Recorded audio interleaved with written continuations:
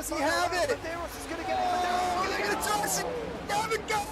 He's on the outside line, though, going into the fastest corner on the circuit. Surely this can't work.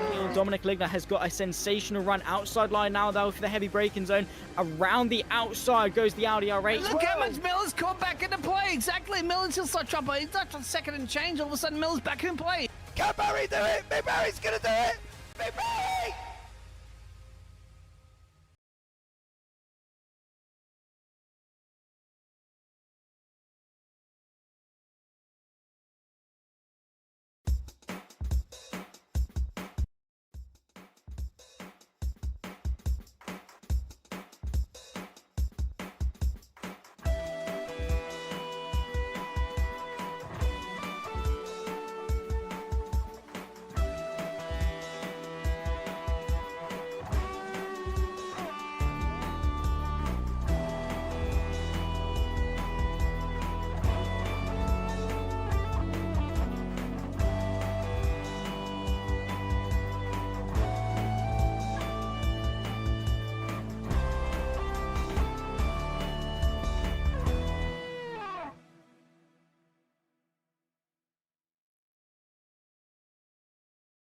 Good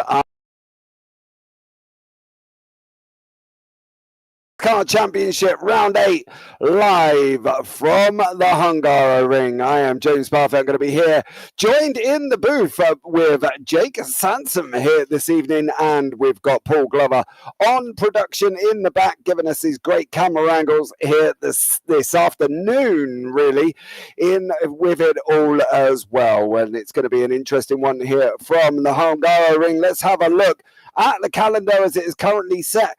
At this moment in time, as I say, we are here on round 8 for the Hungaroring, 250 kilometers here this afternoon. We go on to Suzuka on the 29th, on the 2nd of September for the 400 kilometers of Suzuka.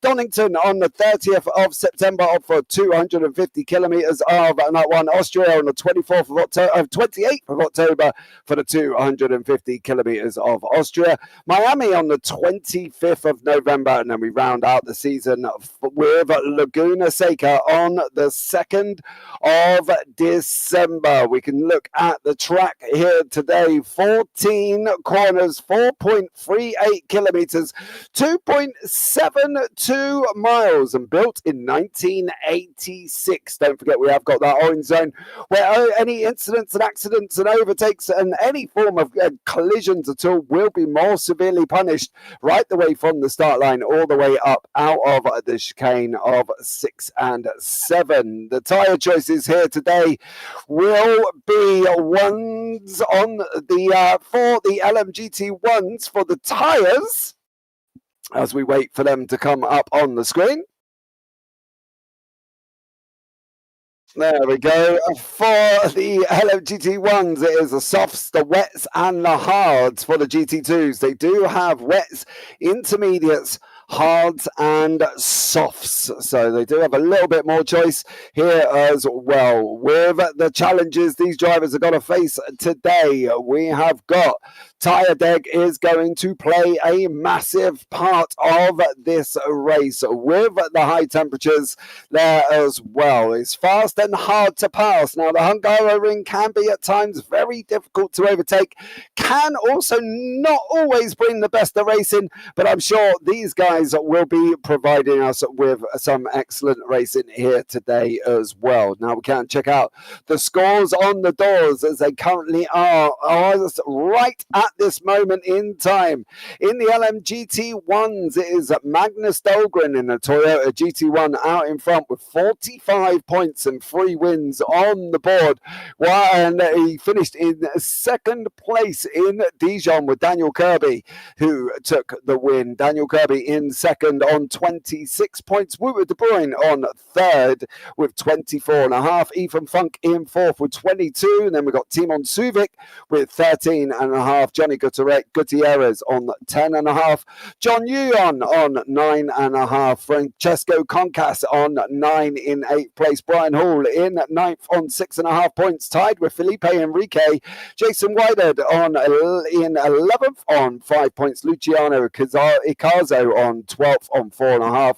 Alex Garrick in 13th on 4.5, with Alexander Schultz in 14th with 3.5.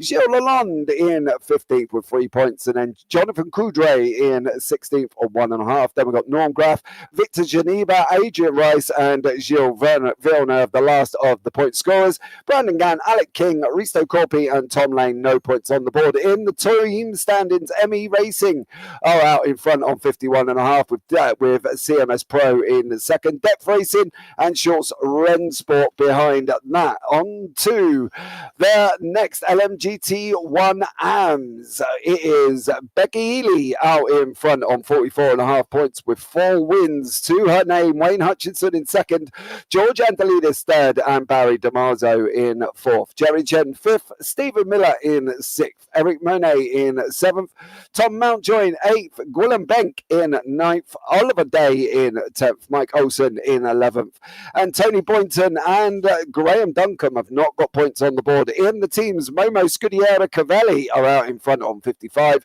Golf Racing 47.5, Speed Details on 43, and Hardtail Racing on 45. On we go to the LMGT2s.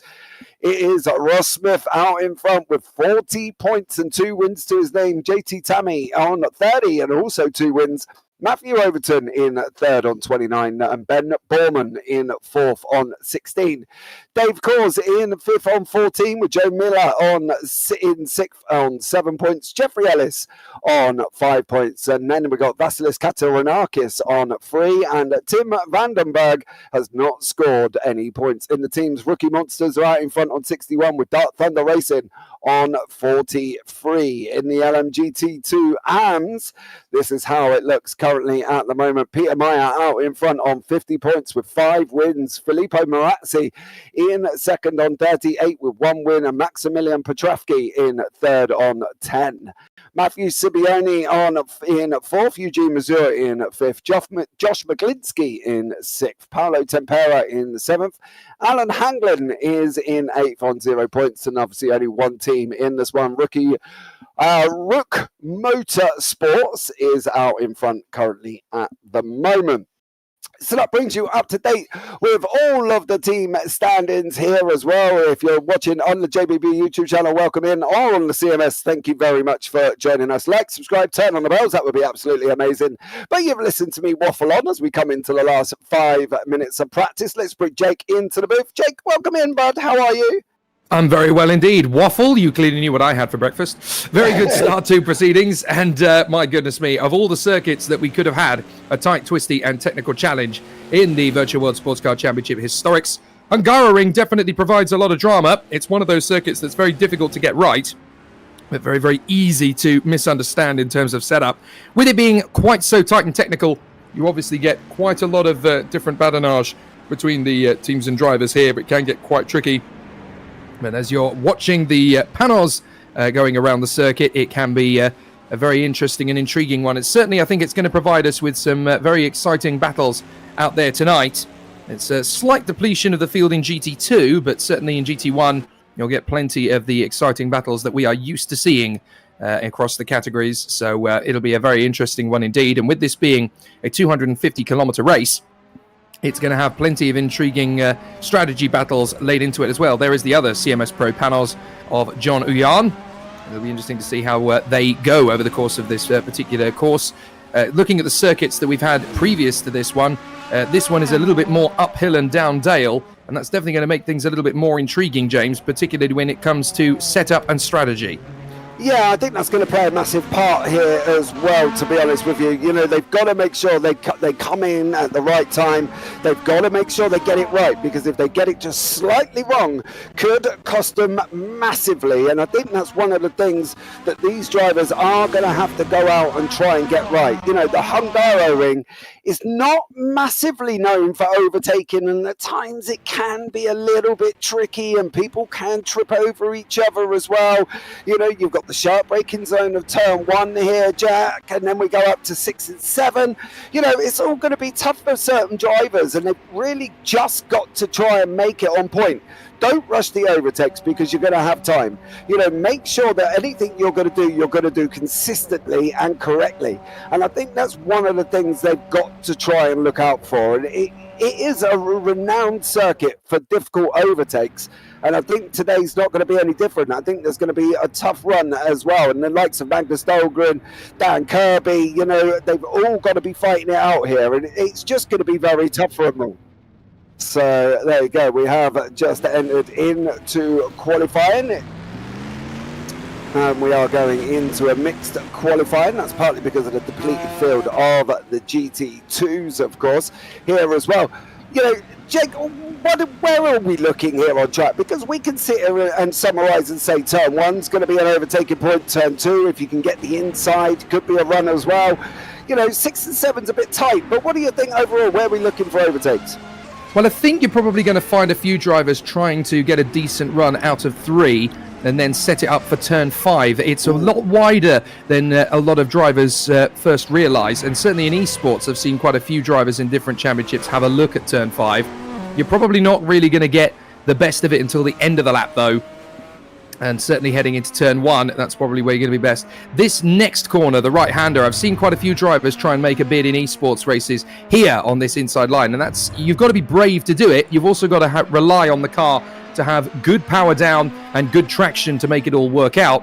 But obviously it does give you just a little bit of opportunity. Some will try that chicane we've just been through.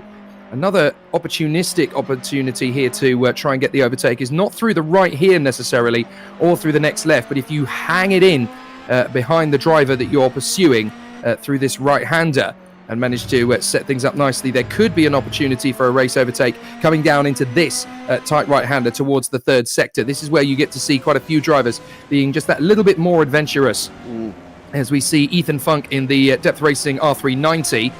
So it's going to be interesting to see how they go. Mixed qualifying, obviously, it's not going to make a massive difference to the way things play out, because, of course, it would be quite normal in the stature of things to have that 10-minute session, but just because we've got limited drivers in GT2, it kind of makes it fairly pointless to have a 10-minute session purely for 2 cars. But what we are going to get to see is a very interesting spread of drivers as they head out. Pole position is going to be quite tricky to predict. This is one of those circuits, one of the few circuits in the Virtual World Sports Car Championship calendar that I've had the great pleasure and honour of walking around on foot in person. And this one, the elevation change is absolutely startling. You wouldn't believe just how physical this circuit really is. And while you get a sort of a semblance of the difference in camber and elevation change in the world of esports and real life broadcasting, it's not till you actually put your walking shoes on and have a go around the circuit for yourself that you realise just how steep and how heavy these drops can be. It's a fabulous race circuit, very underrated actually, as far as I've always been concerned. The location for a vast quantity of the filming for the Gran Turismo movie, and certainly it's given us plenty of great excitement over the years in multiple different categories of motorsport. Tonight is going to be absolutely no exception. The thing about racing on this circuit is it's all about rhythm, and it's difficult to get that rhythm. We've just gone through that middle sector from that chicane. You basically end up having to do a pair of left-rights, but they're quite fast, they're quite open, and getting the line right along with the acceleration, the turn-in point, the throttle application, the purity of the grip, and also trying to make sure you've got your shifts correctly, it all adds up. This place is all about rhythm and metronomic pace, and if you get it wrong, you can lose a massive amount of time. Yeah, that's a thing that they're going to have to look out for. One slight wide into turn 1, getting turn 2 and 3 wrong as well could cost them for the lap here. So they've got to be on point through the whole amount of time of this racing. As you say, that Pro and Am isn't, or the LMGT1s and GT2s, you know, it's not going to make a big massive difference. We've only got a couple of GT2s. We've got Smith and JT Tammy here, so back markers I'm not expecting, to be honest with you, Jake, really to be a problem. I think the GT1s we should be able to get through quite happily here as well. As we can see, Risto Corpi on pole at the moment on a 1:37.7. and Day taking the pole in the LMGT1 AMS on a 1:39.927. What are we in conjunction to this race here? Are we looking at 1-2 pit stops? What do we think people are going to play? Because with a short field, you could go in early and then end up losing a bunch of positions. So you've got to kind of get it right. But are you going to be looking overcutting, undercutting? What's going to be do we think what's going to be the best formula here at the moment? It's a very good point, actually. With a depleted field, that does kind of change the mentality a little bit. I reckon you're probably going to see a few drivers try and be a bit creative in the first part of the race, because there is an argument to suggest that you would stretch a decent position and then just try and get the pit stops out of the way, so kind of get them early into the race, and then you can filter back into your rhythm. But I do find it very interesting that there's going to be a handful of drivers that will try something a little bit more routine compared to some that will take the gamble and be just that little bit more brave. You have a bit of a interesting diversity with this circuit. Conformity and normality don't always play into the tactics and strategy around this place, because it is a circuit that has a tendency to bite back if you're not prepared for it. It can give you a little bit of a nasty shock. Risto Corpi, currently on the 333 SP, the Ferrari, one of the only prototypes that were around in 1998 sports cars at the time. So great to see the last pure Ferrari prototype before obviously the recent ones of the modern era, where we saw them take the victory at the Le Mans 24 Hours just a couple of months ago. But Risto Corpi in the 333 SP and putting himself into another lap time. Let's have a look on board to get a real flavour of this particular circuit. Traffic does play into a lot of the mindset of the drivers here. So coming back to your question, James, trying to figure out where to actually make that bid in terms of the first pit stop. It wouldn't surprise me if a couple of drivers that manage to get into the top three, if there's a bit of a gap pulled out, they might decide to come in early just to consolidate the amount of clear track that they would get from coming in early, because this circuit really does lend itself to mistakes, and you really want to have as little side irritations as possible. You don't want too many distractions. So making an early pit stop and therefore getting yourself out into clear air down at the back of the field might actually be more beneficial. Oh, yeah, Risco's Corpi getting it a little bit wrong there as well, and jump straight back into the pits. 13.5 minutes left of qualifying as we jump on board with Ethan Funk here as well, as he's off round turn 13 on that run into 14. Pit lane entry on your left-hand side. You want to keep it to the close to the barrier as you possibly can round there. Not too close, mind you, because I have seen people hit the barrier, which was a very strange moment. I'm not going to lie. They over-rotated and basically tapped the barrier in 14. So 1:37.78 is his target time from Ethan Funk at the moment here as well. When we're talking about qualifying, you know, we're talking about putting it on pole, and we talk about all the time, they're getting to the first corner first, getting out in front, staying out of trouble.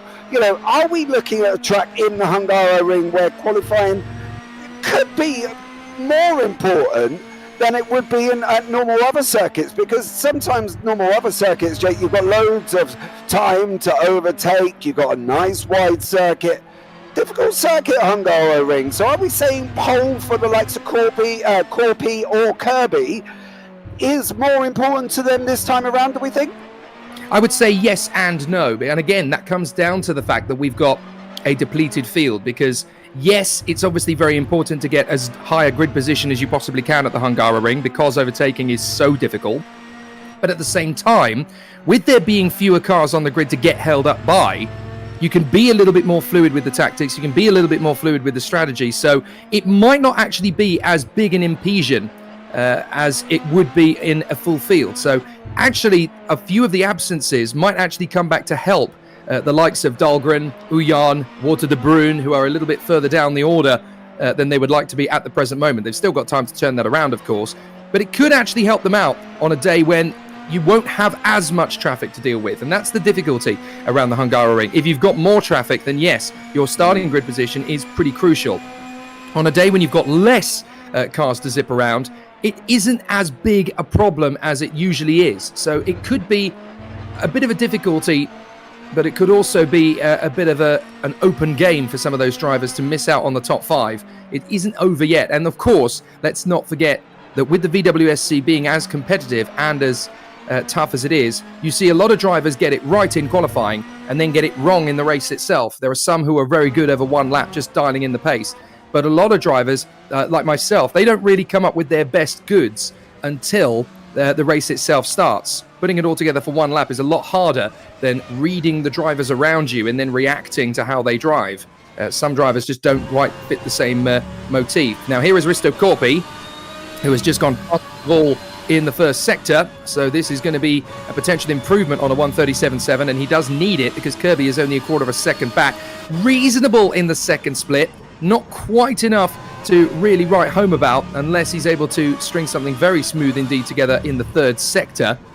But Dan Kirby in that CMS Pro panels is not far away in the sectors either. He's just done a 34.5 for the first sector, so he's not quite as able to get the car planted in the first sector of the lap. And as Korpi comes over the line, this could be an improvement on a 1:37.7, but I think that middle sector really hampered him. Indeed it did. So Korpi unable to really make an improvement. Yeah, no improvement there for him. What is Kirby going to be able to do?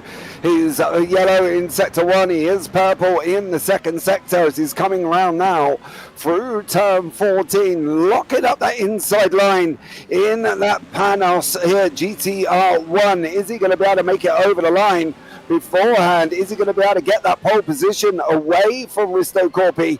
Currently, at the moment, it was close. And He has 1:37.73. So a stellar lap from Kirby, 0.045 there. A stellar job from Dan Kirby, who's looked strong all season. To be honest, him and Magnus Dahlgren, Jake, have been obviously swapping back the victories. Dahlgren's got 3, Kirby's got 2, the Bruin has got 1 as well. But honestly, it looks like we could be in for a nice little battle here between Kirby, Corby, Funk and Dahlgren all at the same time. And I think that's going to really lend itself to some great racing as we come into the last 8 minutes of quali. Not even by 0.5 of a second has Kirby found the pace on Korpi, so very impressive stuff. As we now look at Magnus Dahlgren in his Toyota GT1. It's also pretty close actually for the GT1M pole position. Oliver Day is very quick, but not that far in front of Becky Ely, who herself is only 0.08 of a second off the pace of Alex Garrick in the Nissan. So Becky Ely with a chance to get back into pole position, and don't forget she leads the GT1M category. Magnus Dahlgren finding all of the runoff area on the exit of 3 as he absolutely stretches the limit, and he has gone fastest of all in the first sector, but that is a big wobble in the second sector for Magnus. So that, oh, look at that, a big twitch, and that's really going to hamper the balance and the rhythm of this second sector. This comes back to what we were talking about earlier on. This circuit is all about rhythm, and look, he's bailed out of it. He knows that it's not going to be a quicker lap. It's all about rhythm, this place. It's not about speed. It's not about pure pace. It's about knitting corner after corner after corner together. You really have to have that smooth, fluid pace all the way around the course of the lap. Here's Oliver Day in his Ferrari 33SP. And obviously he wants to try and get himself up to the top spot where possible. 2.1 seconds off the pace of Dan Kirby, but that is irrelevant as far as he's concerned because he's battling for the GT1 AM pole position, getting a lot of curb on the exit of turn 4. And again, this is where just getting these corners one after the other knitted together, that's where it becomes a real tricky moment for all of the drivers. That's where they're trying to find that little bit of even pace. And it's not easy to establish a smooth rhythm around this circuit. You've got to be so patient, but you've also got to have metronomic focus because you don't really get a lot of time to play with. Even the main straight, the longest part of the course, is not that long in the grand scheme of things. So you don't have a lot of opportunities. Now, Day has gone purple in the second sector. So this is obviously going to be a much better opportunity for him to extend that gap over Becky Ely. So let's see if the Ferrari can actually tidy up the lap. It's a good smooth radius. If it looks slow around here, it's probably pretty quick, although he has just kicked out over the curbs on the penultimate turn. Let's keep it nice and smooth. Get on the throttle. A little bit too much curb on the exit, so this is going to be close. 1:39.923. It is an improvement, not by much though. And there is Becky Ely in her Golf Racing McLaren. This is where the long-tail McLaren F1 GTR could actually pick up a few pieces. Fastest of all in the first sector, personal best in the second, and a much tidier final sector, I have to say, from Becky Ely. As she gets back on the throttle, that's how it's supposed to work. Is this going to be the fastest time in the group? 1:39.706 it is. So Becky Ely has gone fastest in GT1 AM. That is a very good run indeed from Becky Ely. Yeah, definitely a definitive stamp there from Becky Ely. P7 overall for everybody within that race as well. Stamping the authority is Becky, already taken 4 wins this season as well. So let's not forget, it's done an absolutely stellar one, and the last 7 rounds have been absolutely incredible for Becky Ely there. So I think we're going to be interested to see how that AM battle turns out. It could be quite an interesting one with the likes of Ely, with the likes of Day all fighting it out for that top spot. You know, I think that's the thing with this series, Jake, is just its non-stop competitiveness through the LMGT1 AMs, through the GT1 pros as well. And then, of course, we've got Ross Smith and JT Tammy in the LMGT2s. But from that top set of drivers, you know, the Kirbys, the Corpys, the Funks, the Dahlgrens, the Elys, the Days, it's going to be tough for all of them, and they've just got to try and make sure that they survive on track. And that's one thing that Becky Ely does really well, and just be consistent and make sure she finishes every race. You're absolutely right. Survival is a very big factor of the Hungaroring. These curbs really can spit the car out, and you've got to be so patient, so calm and smooth in order to make a good race strategy come together. All it takes is 2 or 3 poor laps, and any advantage that you may have had on fuel levels or tyre life, it just washes away, and you suddenly find yourself chasing your own tail, essentially. In the inset, we've obviously got a nice little battle brewing in the lower positions, but Dan Kirby and Risto Corpi are trading first sectors. Corpi now going purple in sector 1, trying to put the Ferrari 333 SP back into pole position again. There's an off just in front of them, I notice. So one of the drivers bailing out on the lap there. And we ride on board. That's going to be an issue in the race, isn't it? Risto Corpi's lap is ruined there in the second sector by traffic. Now, that's going to be interesting in the race itself. It's not going to be so big a problem in the race trim, I don't think, because you're only going to have 2 GT2 cars, and they're going to be getting out of the way fairly rapidly. But certainly, look at the washout from Risto Corpi as well. It's very important to note there that with the steering application, he's soaring away quite a lot. It's almost as if the car has too much acceleration for the grip available. So he's really struggling. Look, the car is just dancing its way out of control. He may as well be on wet tyres at the moment, because the car just doesn't seem to have the smoothness and the control and the traction that he needs to get the ultimate from this circuit and from this lap. Yeah, I think for Risto Corby, he might be having a rethink and seeing what he's able to tweak and what he can deal with within that car there as well. Daniel Kirby also out on track at the moment. No improvements in Sector 1. Let's see how he gets on in Sector 2 and whether or not there's going to be an improvement on his time. And he's off the side of the circuit, so that would be just a flat no there as well. And it's a tough one, because you should say this is a fast, it's a flowing track. They've got to get it right as well. One simple slip up like that from Kirby can cost him as well. And you see Magnus Dahlgren is at purple in Sector 1 at the moment here, and let's see how he gets on for the rest of this lap to see if he is improving. We've just gone up through 6 and 7 on that run down into turn 8 now. Then we've got the right hander of 9 for Magnus Dahlgren. He locks it up. He's looking nice and smooth through there as he starts going off through the left hander of 10 into 11. We go, and Magnus Dahlgren here is looking like he's on for a fast one. It's a green in Sector 2 as well.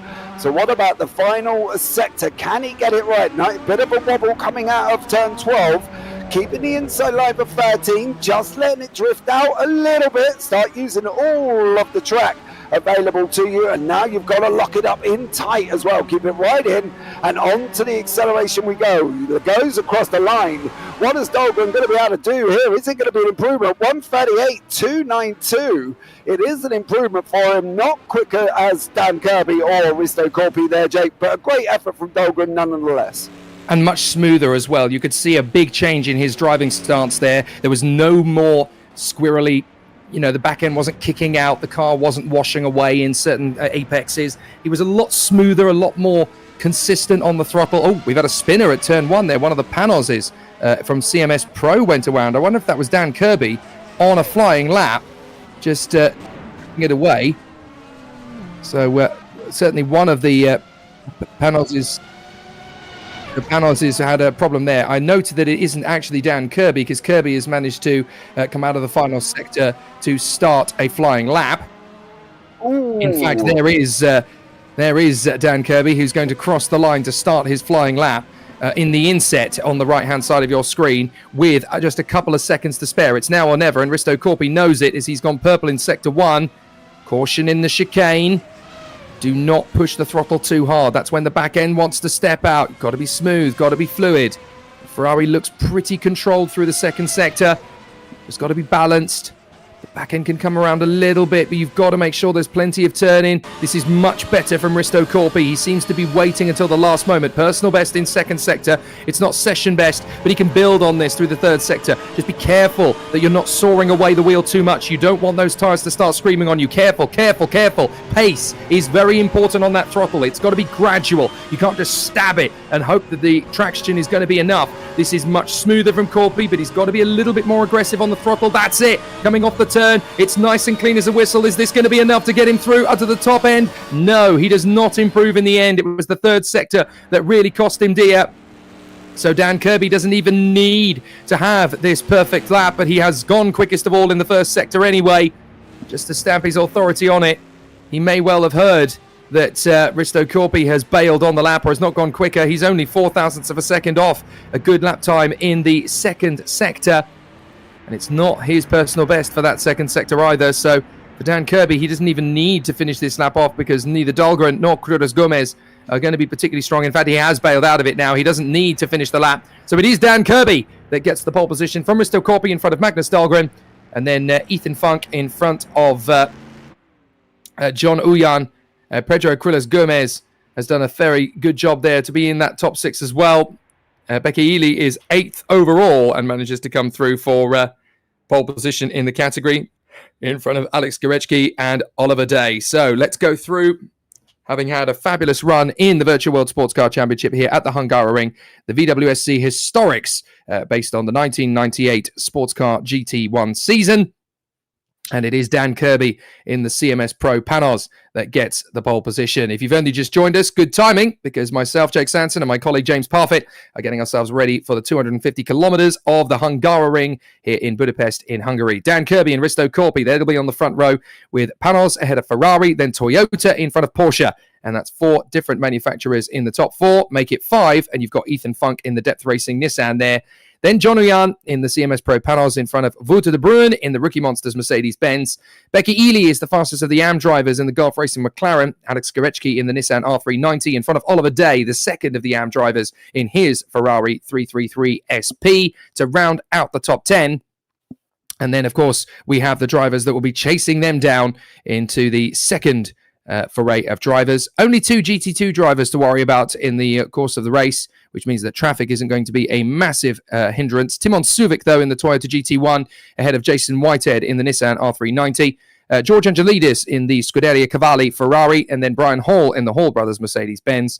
Philippe Enrique in his Toyota GT1, ahead of the Speed Details Mercedes of Wayne Hutchison. Then the Gulf Racing McLaren, the second car of Gilles Villeneuve, in front of the Speed Details Mercedes of Stephen Miller.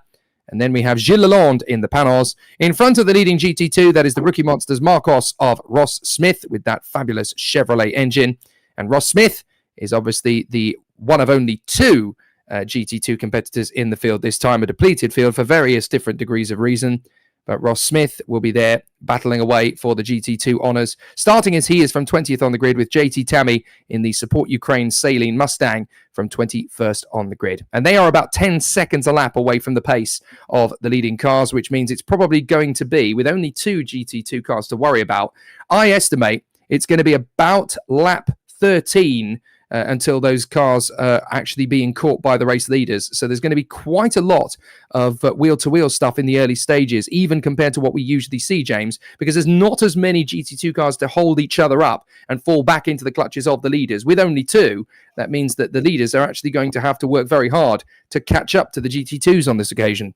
Yeah, and with the likes of Smith and Tammy in that GT2s as well, then I just say they're not as quick, but at the end of the day, they will put in some quick laps for their class. And I think at the end of the day, for the likes of Ross Smith and JT Tammy, it's really got to be just about being able to finish that 75%. They've got to get through 75% before they start scoring points. So they've got to get 75% of the race distance.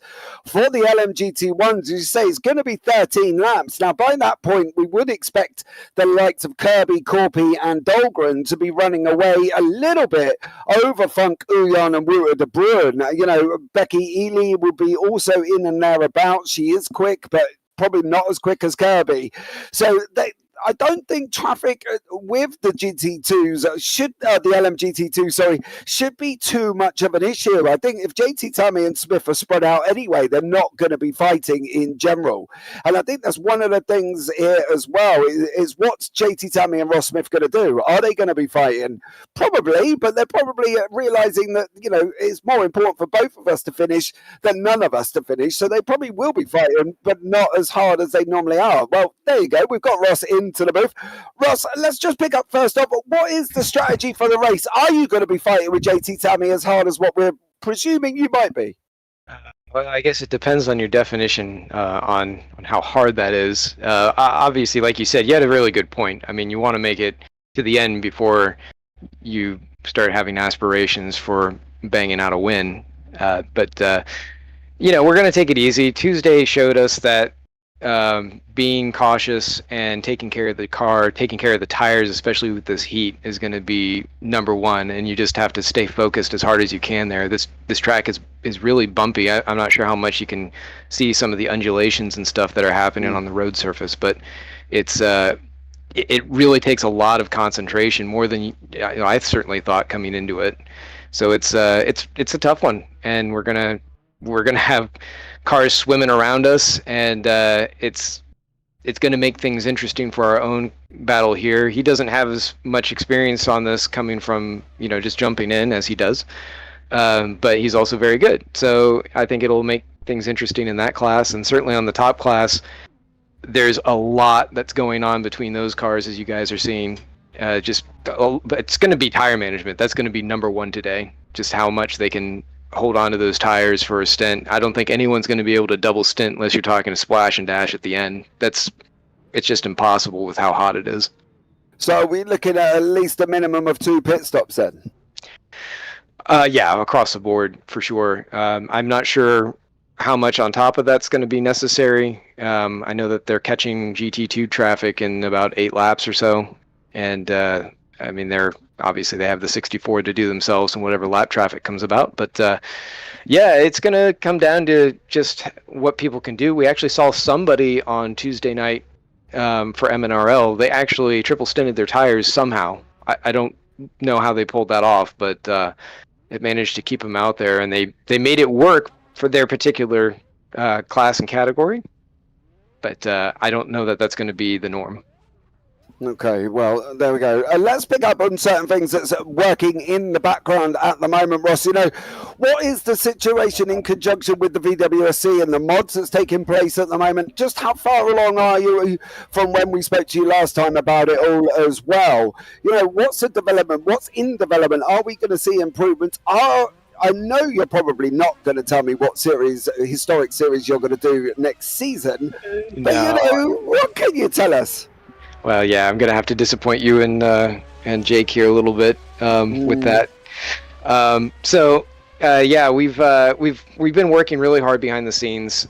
Most of the development since the last time we talked has been actually getting cars ready for both the historic and the modern series for next year. The new cars. Obviously, the modern one, you're going to see a lot of carry forward from the cars that are established there.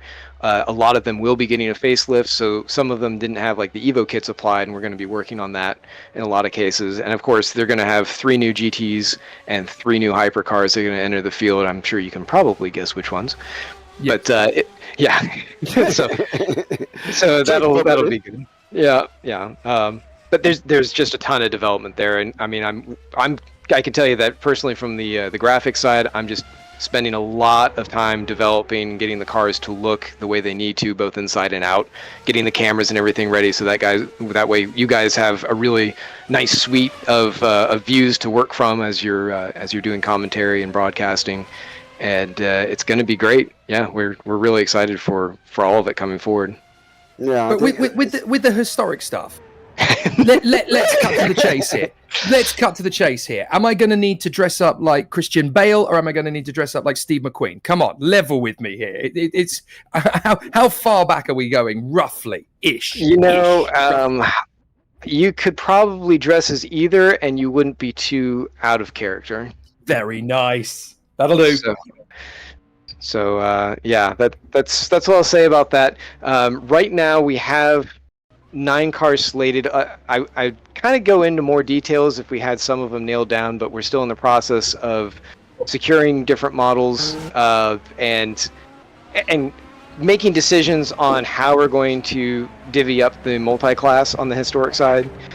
So there's still a little bit of undulation there before I can say, hey, we're done waffling now. Here's kind of some more detail to whet your palate. Well, there's a very good chance that you may lose a commentator and get a race driver next year if it's going to be the right period, because that's sounding very, very tempting for me. This kind of a race, Ross, I mean, obviously you're going to have a very interesting time out there to a certain extent, because obviously it's going to be just yourself and JT Tammy. But having said that, I guess from a racing driver's point of view, what might be quite nice is to have a race circuit to play with, to really learn about what the car is doing, improve your stance as a driver without having to worry too much about flotsam and jetsam. Yeah, that's exactly it. I mean, we're both going to have a little bit more casual time in the in sort of the episodes in between traffic management, but we are going to be pretty competitive. I would say JT's probably got more pace than me overall. I'm just hoping that some of my experience up to date is going to help me out a little bit. He's really quick. It'll be fun regardless, trying to just make sure I'm chasing him down, keeping him close, and see how things shake out by the end. Fantastic. Well, that's all my questions answered, James. Nice and easy. I think it's going to be quite interesting to see how that plays out, to be fair. Yeah, I think even with the 2 there, Ross, as well, you've still got to be looking at just staying with JT, haven't you? And trying to just stay with him in general. You don't want a kind of a whole race where you're just driving around on your own. Yeah, for sure. I mean, that you can still do things even if we break away from each other, because like I said, tire management is going to be huge here, and even fighting with Adrian Rice on Tuesday night, he wasn't going to show up to Saturday races yet, just because just because he's got stuff going on that's going to keep him from really getting too dug in there. But we had a really good race. Even when he managed to pull away, I had a slight moment, and even then, he was finding that as he was pushing the tires and kind of trying to work out the car, I was able to kind of close him down, and it just made for some really interesting moments throughout the entire thing. So I'm hoping that kind of thing happens here today, if we're not just nose to tail for a good chunk of it. Well, it's going to be definitely an interesting one with you there, Ross. Thank you so much for joining us there, bud. We are in the warm-up. We'll let you get back and get some laps on and see how you get on here as well. But once again, Mr. Ross Smith, thank you very much for joining us here as well. Yeah, thank you guys. Thanks, Jake, and JPB for everything you guys are doing. We really look forward to working with you guys through the end of the season and into next year. Awesome stuff. Well, thank you very much, Ross, and good luck in the race. Thank you. Hopefully I'll be talking to you guys at the end. There's a 50-50 chance. Well, literally. Indeed there is. Take care, mate. All right, guys. Yeah. Well, there you go, Jake. I still can't tease Ross in giving me any more information regarding the historic. You know, you've got a rough date, but what do you think? He's keeping his cards close to his chest at the moment. I've got plenty of information from that to work with. That'll do me absolutely fine. It's the right decade for me. It's the right period of sports car racing for me. I think it's really quite satisfying. When you consider what we've done with historics in the past, you know, over the last couple of seasons, we've done Group C, arguably the most sensational era of Le Mans in history. At the moment, dabbling with these beautiful little GTs, which was my sort of birth into my love of sports car racing at all. The 1997 sports car season was actually the first I ever watched. So for me, very exciting. And then to think about, you know, me being a motor racing historian as much as I am, you know, a lot of people's knowledge only goes back as far as, you know, they've been watching in terms of motor racing. But as a pure lover of the sport and a pure eclectic, my motor racing knowledge these days really does go all the way back to 1894. So to kind of look all the way through these different classes and these different competitions of racing, and to know that VWSC is going to go even further back to sort of shine a light on even further halcyon days of the competition, for me, it really does get my juices flowing. I'm really excited for next year. It'll be a very exciting competition. It'll definitely be one worth talking about.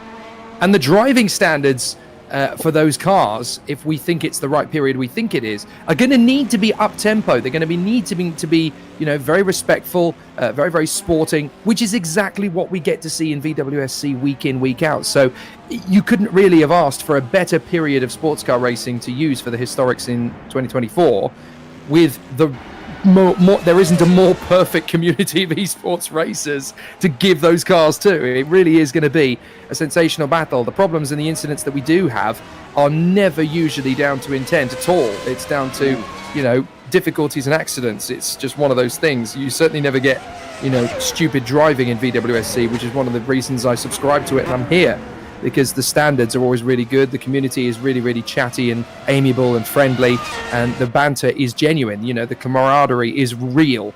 So to give them cars that people will absolutely fall in love with, it couldn't really have happened to a better community of esports. Yeah, and I think that's one of the things that kind of shines them above other leagues that, you know, as I say, we probably both commentated on during this esports scene as well, that's just gone kind of boom since the whole COVID lockdown situation. Everybody stayed at home. They got involved with multiple sims, whether it's R-Factor, iRacing, ACC, Race Room, set it up, got a steering wheel, clamped it to the desk, and away they went.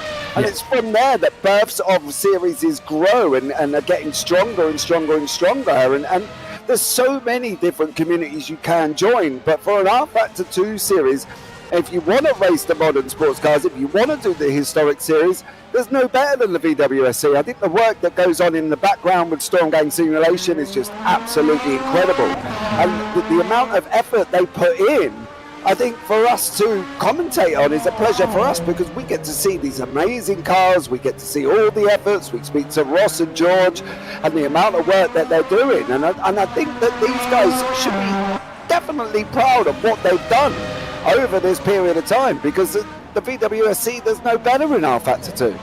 So true, James. So true. I mean, you know, I'm in a very privileged position to be working in motor racing full time, both in the real world of motorsports commentary and esports. And when you've got such a busy schedule, esports is tough to put in your calendar, especially when you're traveling around a lot.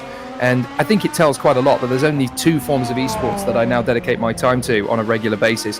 One is the Retro Racing Managers League, which is, you know, very much a managers league based around Grand Prix 2, that vintage, beautiful game from Microprose. The other is this, you know, and that's, you know, that's all I have patience for, really. And that the reason for that, it comes down to the people, it comes down to the standard of driving, it comes down to the quality of the machinery, it comes down to the aesthetics, the code of the conduct of the esports races, and how competitive it is. You know, it's not just one or two drivers that disappear off into the distance. You do get half a dozen to a dozen drivers in both categories on a regular basis who can win races, who can compete at the front level, who can get things done. And for me, you know, that's where the enjoyment factor comes. That's where the excitement factor of esports racing really comes from. You don't want one or two drivers who can spend, you know, an insane amount of time on the rigs, perfecting it, and then disappearing from the rest of the fray. You want a championship where you all get the same level of competition, you get the same level of ability, you get a very equal playing field, and it's very hard to find that outside of VWSC. So it's a very wonderful community, and certainly the racing here today.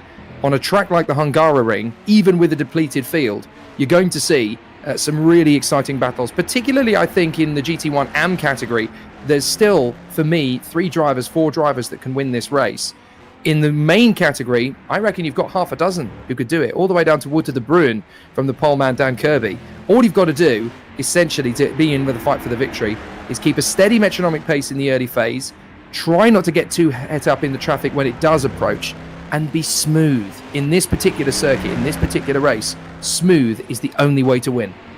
Yeah, absolutely. And I think that's going to be the challenge for everyone. You know, the likes, I think, to be fair, the likes of Smith, the likes of JT Tammy, they're going to have quite a tough job, because at the end of the day, they are only racing each other. That's it. You know, if JT Tammy goes off, for Ross Smith, he's just driving around on his own for the rest of the race, and he's got to try and keep that concentration level.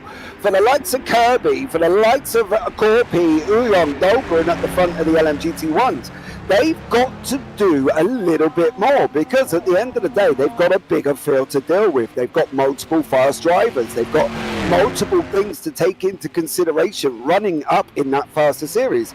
It's going to be a battle of who can concentrate, who can get the flow right round here. You mentioned it before as well, the flow of the track. You've got to get into that groove. There isn't time for you to sit back and think what I can do for shopping, or what am I going to do after this. And trust me, I'm guilty of it myself, Jake. I've sat there at times and I made a horrible mistake because I was thinking about what I was going to have for dinner. You know, and that's why I don't drive in series, to be honest, because, well, one, I'm just not very good, and B, my attention span's not as, you know, about as much as a goldfish. I do know what you mean. The last time I was in a competitive esports race, I was quoting Blackadder to myself, and it completely threw me off and into the wall. Yeah, so I do know exactly. It is easy to get distracted. Yeah, I think that's the thing, isn't it? You know, you start thinking about things, or, you know, I'm quite lucky at the moment. I've stuck a door on the office now as well, and built a wall. So normally I'd have the kids running around me, or something, or the wife popping in going, do you want a coffee? Or, you know, something along those lines. And all these things go wrong while I'm trying to drive. The people who drive and type at the same time just completely amaze me, to be honest.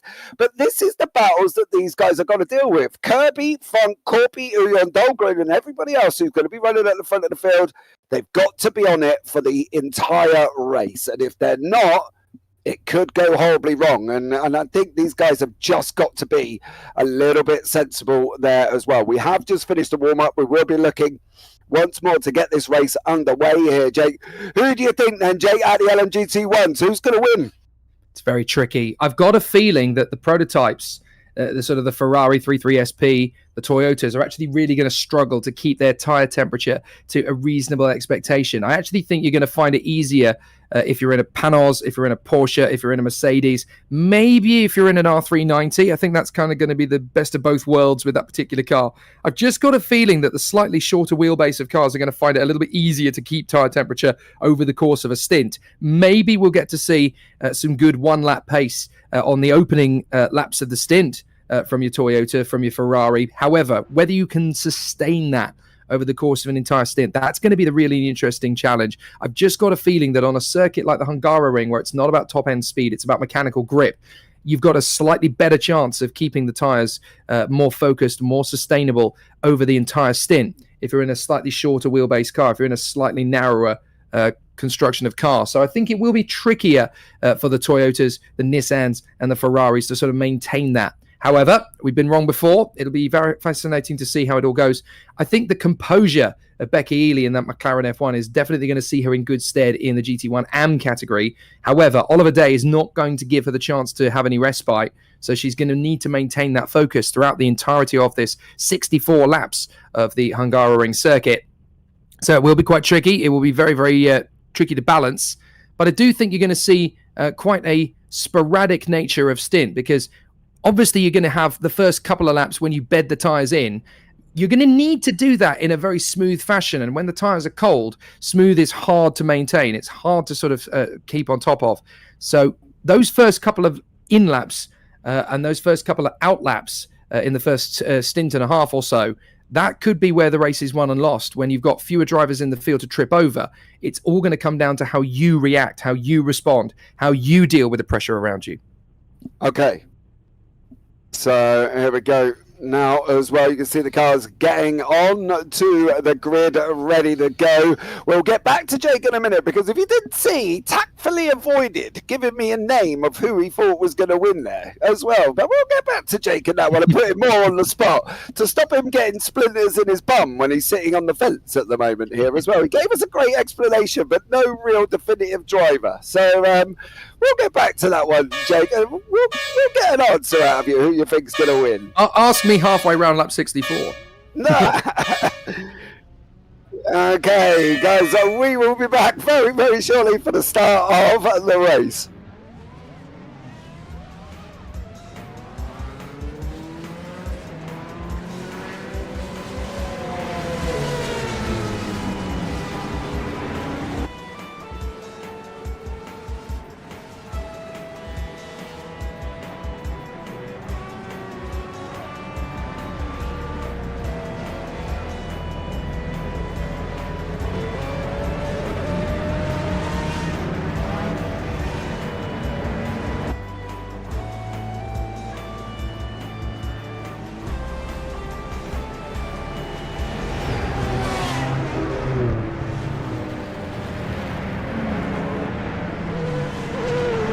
Okay, guys, we are back. Thank you so much for joining us as well. Mr. Reese in YouTube chat and Carl's boys in YouTube chat as well, waving. Thank you so much. But here is the grid. Dan Kirby will be on for pole position with Risto Corpi in second. Magnus Dahlgren in third there with Ethan Funk in fourth. John Uyan in fifth. Wouter De Bruin in sixth. Becky Ely seventh.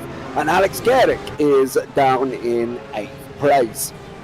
Oliver Day in ninth there, with Timon Subic in 10th, Jason Whitehead in 11th, and George Angelidis will be in 12th on the grid. Brian Hall in 13th, Philippe Enrique in 14th, Wayne Hutchinson will be in 15th, and Gilles Villeneuve in that Golf Racing McLaren in 16th. Stephen Miller in 17th, and Gilles Lalonde down in 18th place there. And then we go into the two LMGT2 AMs, Ross Smith and JT Tammy. Ross getting ahead of JT on this occasion. So only two cars there from that class on track, and we'll see how these guys get on once more, and whether or not they're going to have a nice little tidy battle, or if somebody's going to be running away with it there as well. But that is the grid. We do have 20 cars on track for us, and these guys are coming round into turn 12 now before we get the race underway. I'm James Barfield. I'm joined in the booth by Jake Sanson, Paul Glover on production here as well in the background. But get ready, guys. Grab your drinks, get your popcorn, sit back, as we've got 64 laps of the Hungaroring, and we are going to be underway very, very shortly. We're going round turn 14, the final corner here. Single file start, let's not forget. Dan Kirby is out in front. He's going to be doing a jump here as well, and I think he's going to go very, very shortly, because he's got to be sitting there waiting, and we are going to be up and running right about now, and it is Kirby right at the beginning here of the race, heading down into turn one. Corby managed to hang on to that second place there as well, with Dahlgren in third, Funk in fourth. In the bottom right hand corner, you can see the GT2 starting off there. Ross Smith has got in front of and opened up a gap over JT Tammy, not by much, mind you, but they are only the two cars in that class. Every clean start there, Jake. Everybody got away. Kirby did what he needed to do. He hung on, but he has got Corby about nearly half a second back already. And Corby really struggled into that first corner. He almost went straight into the back of the panels under the braking zone for turn one. He really struggled to get the car stopped. So this is kind of coming back to what we were expecting, or at least I certainly was expecting. The Ferrari struggling to get the traction down on the first part of the race. Keeping an eye on the GT1 AM category, Ely has got a good start in front of Oliver Day, with Angelidis running a very solid third place in 12th position overall. I noticed that Gilles Lalonde is actually in pit road at the moment, so not quite sure what happened with Gilles Lalonde off the start, but certainly no major movements there from Lalonde, who's had a miserable race anyway. and it hasn't started well at all.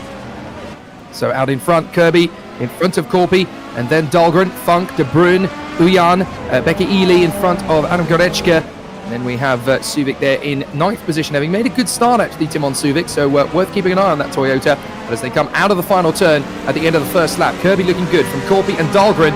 Funk is trying to stay with them at the moment. A new best lap time from Kirby, getting through on a 1:41.618 to start the race off. But this is going to be a very interesting situation as the drivers are starting to bed in. Again, we said it before, this is all about rhythm, all about looking after tyres. Dahlgren seems to have had a bit of a decent run here to try and close up on Corpy as we watch Ethan Funk in the R390. Yeah, Funk is trying to hang on to these front three there as well. However, Dahlgren, Corpy and Kirby, that has got... And Gilles Lalonde looks like he has had a moment on the circuit currently at the moment. We'll see if we can have a look back and see what happened to him here as well. Gilles Lalonde's just not had a good run. He's not had a good race. And let's see what he has been up to here as well on this replay. This was coming in. He's just come out of the pits there, I believe, as well. And he looks like he's just kind of hugged that inside line to get out of the way there. And well, I've never quite seen it be done like that before, Jake. I appreciate you wanting to get out of the way because you're coming out of the pits, but probably not best running over the grass. There's keeping a wide berth, and then there's turning your panels into a rallycross machine. Unfortunately, that doesn't really give him anything to work with. And Magnus Dahlgren drops the Toyota off the curb there, and that's really going to hamper his opportunity to keep Risto Corpy at bay. But Corpy, again, the traction of that Ferrari is really not coming up to him at the moment. As we watch the duel a little further back, this is Becky Ely in the McLaren, trying to shake off Alex Goreczki, who is currently in 8th position overall. Timon Suvic is the car behind them, and then you've got the Ferrari of Oliver Day. So Becky Ely running a very solid race in the lead of GT1 AM, and looking pretty good at the moment as Kirby bangs in a 1:39.9 to really bed in that panels at the front end of the field, and it's looking pretty consolidatory at the moment from Kirby in the lead of the race. Corpy following into the clutches of Magnus Dahlgren, but Becky Ely doing what she does best, just consistent, metronomic pace, keeping that car on the racetrack. However, Dahlgren, look, he's really giving Risto Corpy the pressure now, and Corpy in 2nd position in that Ferrari, just trying to keep it nice and tidy, but Magnus Dahlgren absolutely spitting exhaust fumes at the moment, kicking up the dust as he goes over the curbs on the far side there at turn 3, and he really does want to come up with something special. Yeah, he's got to try here for Dahlgren. He's got to have a go as they come around that long right-hand over 5. All the way around now. He's got to try and close that gap up. He's pulled it down a little bit. It's down to 1.9 now. When we were talking about Becky Ely here, Jake, as well, she's mixing up in the pros and the overalls, right? She's within that field at the moment. You know, what's the situation for Ely? Does she need to fight? She's got a 2.5 second gap over Day. Does she need to be scrapping with the pros, or is she just going to be sitting there thinking, no, you know, you go ahead with a different class here, because that thought's got to pop into her head. And at the end of the day, she's got to weigh up the pros and cons of fighting with the pros and really trying to concentrate and staying ahead of Day. But she doesn't want to put herself in the position where Day catches up to her. You know, he's only 2 seconds back now, 1.8. So he is closing.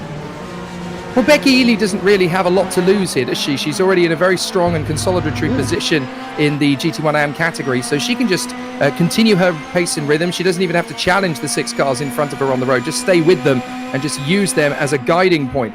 It's all on Oliver Day, who wants to try and close up on Becky Ely in terms of the title fight in GT1 AM, but also to showcase his credentials. But this is a learning opportunity for Becky Ely. She's really kind of hunting down the pros, and you're just learning from the best. This is how you convert yourself from AM to pro. You sit in there, you do your time, you look through the learning procedures and the protocols, you figure out where to pick up your own pace, you look at what the other drivers are doing, and she'll get a real showcase there, sat in 7th position, as to how she can continue to improve her form.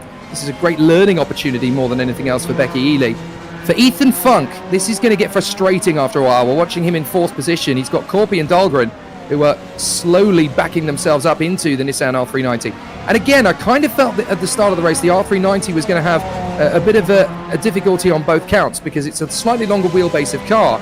But I think it's going to have slightly better mechanical grip over the course of things, as the GT1 Toyota again just drops it over the dust, over the curbs, and that's where the car is going to slow itself down. It's going to burn out the tyres a little bit more faster, and again Dahlgren just drops it. Ethan Funk doesn't even need to make the overtake here on Dahlgren. He just needs to sit behind him and put pressure on him. That's the third corner in a row that Dahlgren has dropped the Toyota. He's under a lot of pressure here because he wanted to try and put a little bit more on Risto Korpi in terms of pressure, but he's actually now, look, backs to the wall to try and keep the R390 at bay. Ethan Funk is making him look very nervous. Backs against the rope line now at the moment for Ethan Funk as he pushes Dahlgren into mistakes. Yeah, they are coming down the start, finish straight now.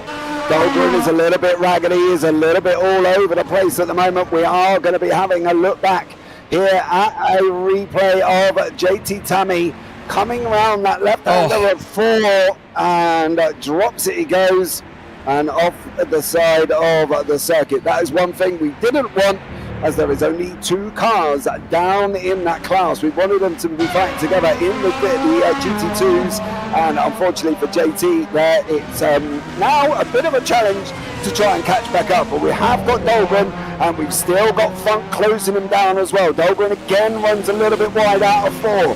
What's he going to be able to do here from Funk's position?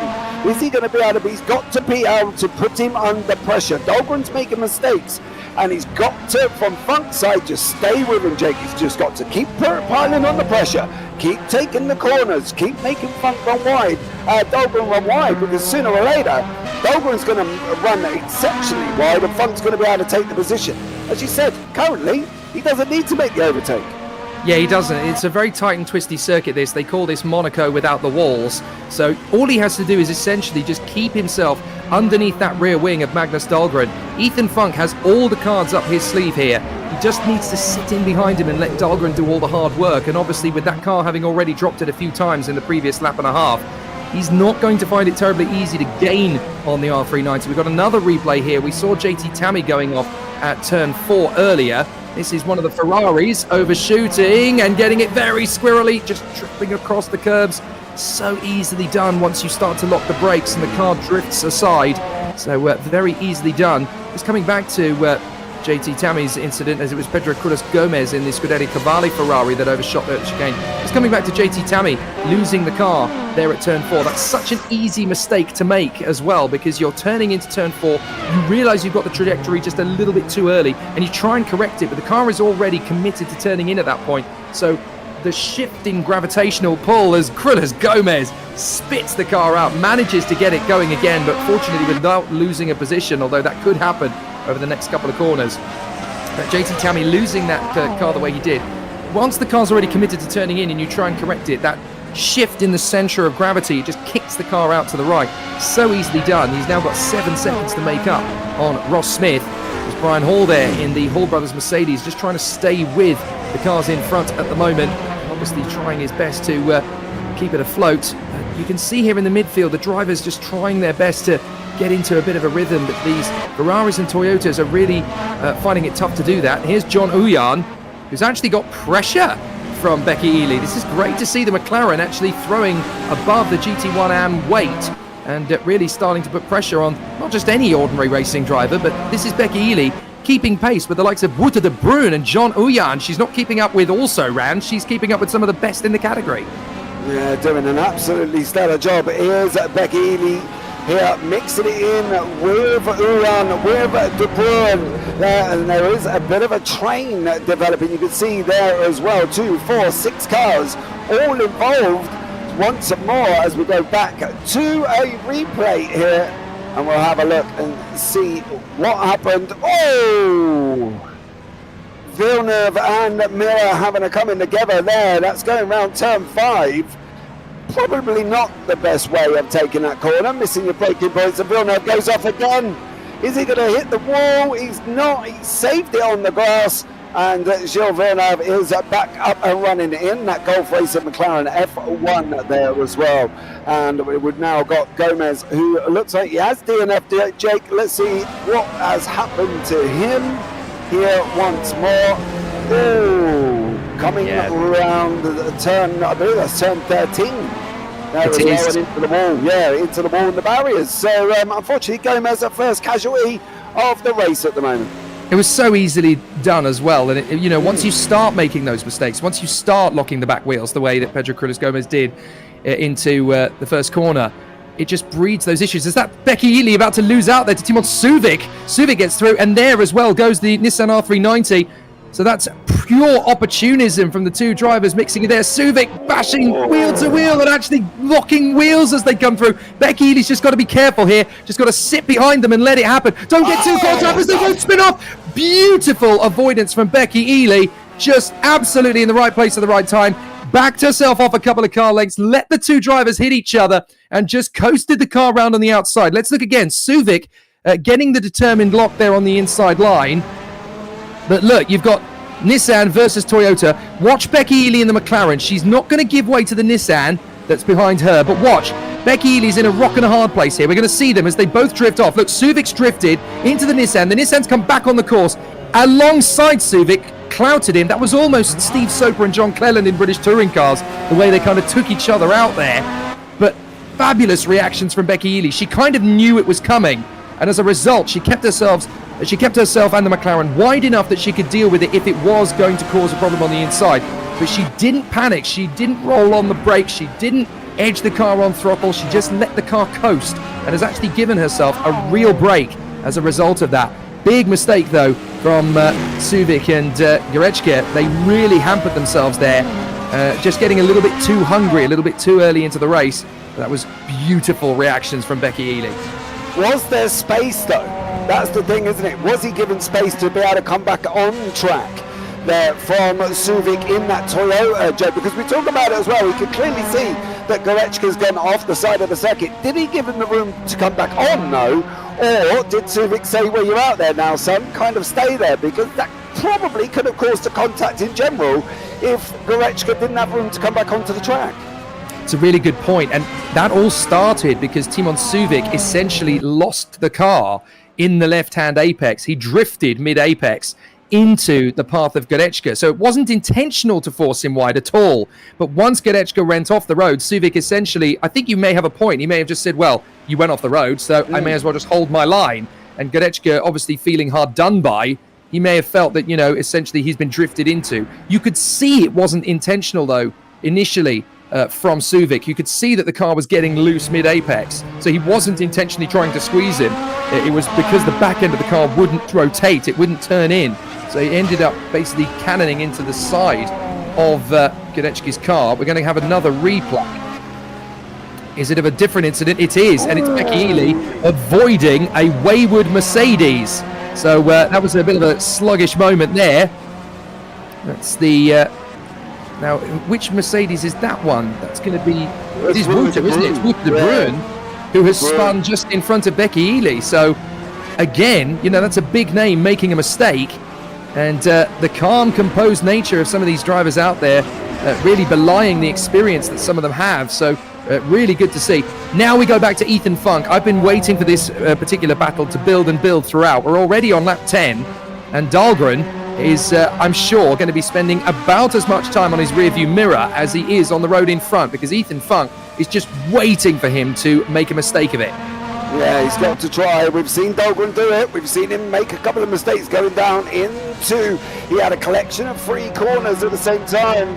And we've lost Villeneuve. He's at DNF as well from the LMGT1 AMS. He did hit the wall in 13 and may have just decided enough is enough. So we've lost Gilles Villeneuve here as well. But we have got Ethan Funk in that R390. We have got Dahlgren in the GT1 Toyota. So here we go now. Can Ethan Funk get him down into the start-finish straight? I think he's going to be too far back this time around. And from Funk's situation, he's just got to keep putting pressure on Dahlgren. He's got to keep trying to get that mistake out of him, Jake. He's got to just keep pressurizing him. He's got to sit under the wing, see where it's faster. He's got to map him out. And that's the thing whenever you're following somebody in front of you, is you've got to map out the way that they're driving. Okay, so I'm faster here, he's quicker there, if I can stay with him here. And you saw Dahlgren make that mistake out of turn 2, and now Ethan Funk is tucked up right behind him as they come round 4 now, avoiding out as well on the right hand side. Dahlgren makes another mistake that's going to allow Funk to pressurize him back in round turn 5. Funk's looking for the run. He's not going to get him out of 6 and 7 chicane here, Jake. But Ethan Funk is definitely closing in, ready to pounce. this is the moment. He knows he's got to try and take advantage of Dahlgren getting a little bit sideways in these apexes. He'll find his opportunity if he's just a little bit more patient. He's got to stay right with him. He can't go for the move because around this circuit, you don't get many opportunities to stick your nose out and hope it's going to stick. Essentially, he's got to be all over the back of Dahlgren. He cannot be the offense here. He's got to be the tactician. He needs to just sit behind Dahlgren, wait for him to lose the car. And that's how we've seen a lot of opportunities come the way of other drivers. That's how Becky Ely got around the incident between Suvik and Goretzka. He just has to be so patient here, Ethan Funk, just allowing Magnus Dahlgren to be the one to get into hot water through the final hairpin. Again, the car wants to drift out. This is good from Funk. This is exactly what he needs to do. He doesn't need to make the overtake. He just needs to give Dahlgren plenty to think about. If he doesn't get through him in the next couple of laps, he's then got to start thinking about his time management. He's got to start thinking about, right, when do I make the pit stop to leapfrog him? Because he's still got to have that moment of cautious realization. Now, there we go. It's lap 12, and leaders have now caught up to JT Tammy. So this is where it could get interesting. Magnus Dahlgren, again, has got to be a little bit careful. He's got to be a little conservative in getting around the Mustang. But at the same time, this is Ethan Funk's opportunity, and he knows it. So Funk is going to have a possible chance here as Dahlgren drifts out wide. They kick out behind JT Tammy in the Mustang. And that's exactly what Dahlgren wanted. Look at that. He's been able to give himself a tiny bit of breathing space over Ethan Funk. He drifts wide, though, so that little bit of an advantage he gained has actually already been negated. I reckon the Toyota's tyres are almost done on this particular stint. Ethan Funk just needs to keep the Nissan as close to the rear spoiler as possible with a chance to creep up in front. What could be a little bit of an opportunity, again, is that they're closing up now on Ross Smith in the Marcos, the leader in GT2. So if they, again, just keep their wits about them, this could be an opportunity for Funk to get clear into third position. He might want to do it before the stint, but if he keeps the car's tyres in a good state, that's where he's going to get his chance. Dahlgren again runs wide. He lets Dahlgren think he's going to go for the move there, Ethan Funk, but he didn't go for it. He just wanted to keep himself in a steady position. He's got to think about the long game here as well as the short game. Yes, overtaking Dahlgren would be fantastic, but he's got to focus on the tyre temperatures. He's got to focus on the lifespan of those tyres. He needs to get to his pit stop. This is where Dahlgren's going to get a little bit impeded. Funk can carry the throttle a little bit earlier, and now the opportunity might come. Funk is going to follow in the wheel tracks of the Marcos. They head by nice and early, but look, Dahlgren has already got rid of that advantage from Funk. He was very deliberate in how he got around the Marcos. This is great between the two of them. They're trading sectors and trading apexes every time they go through, as Brian Hall now makes his move on De Bruin and loses it right in front of De Bruin. Oh, Brian Hall!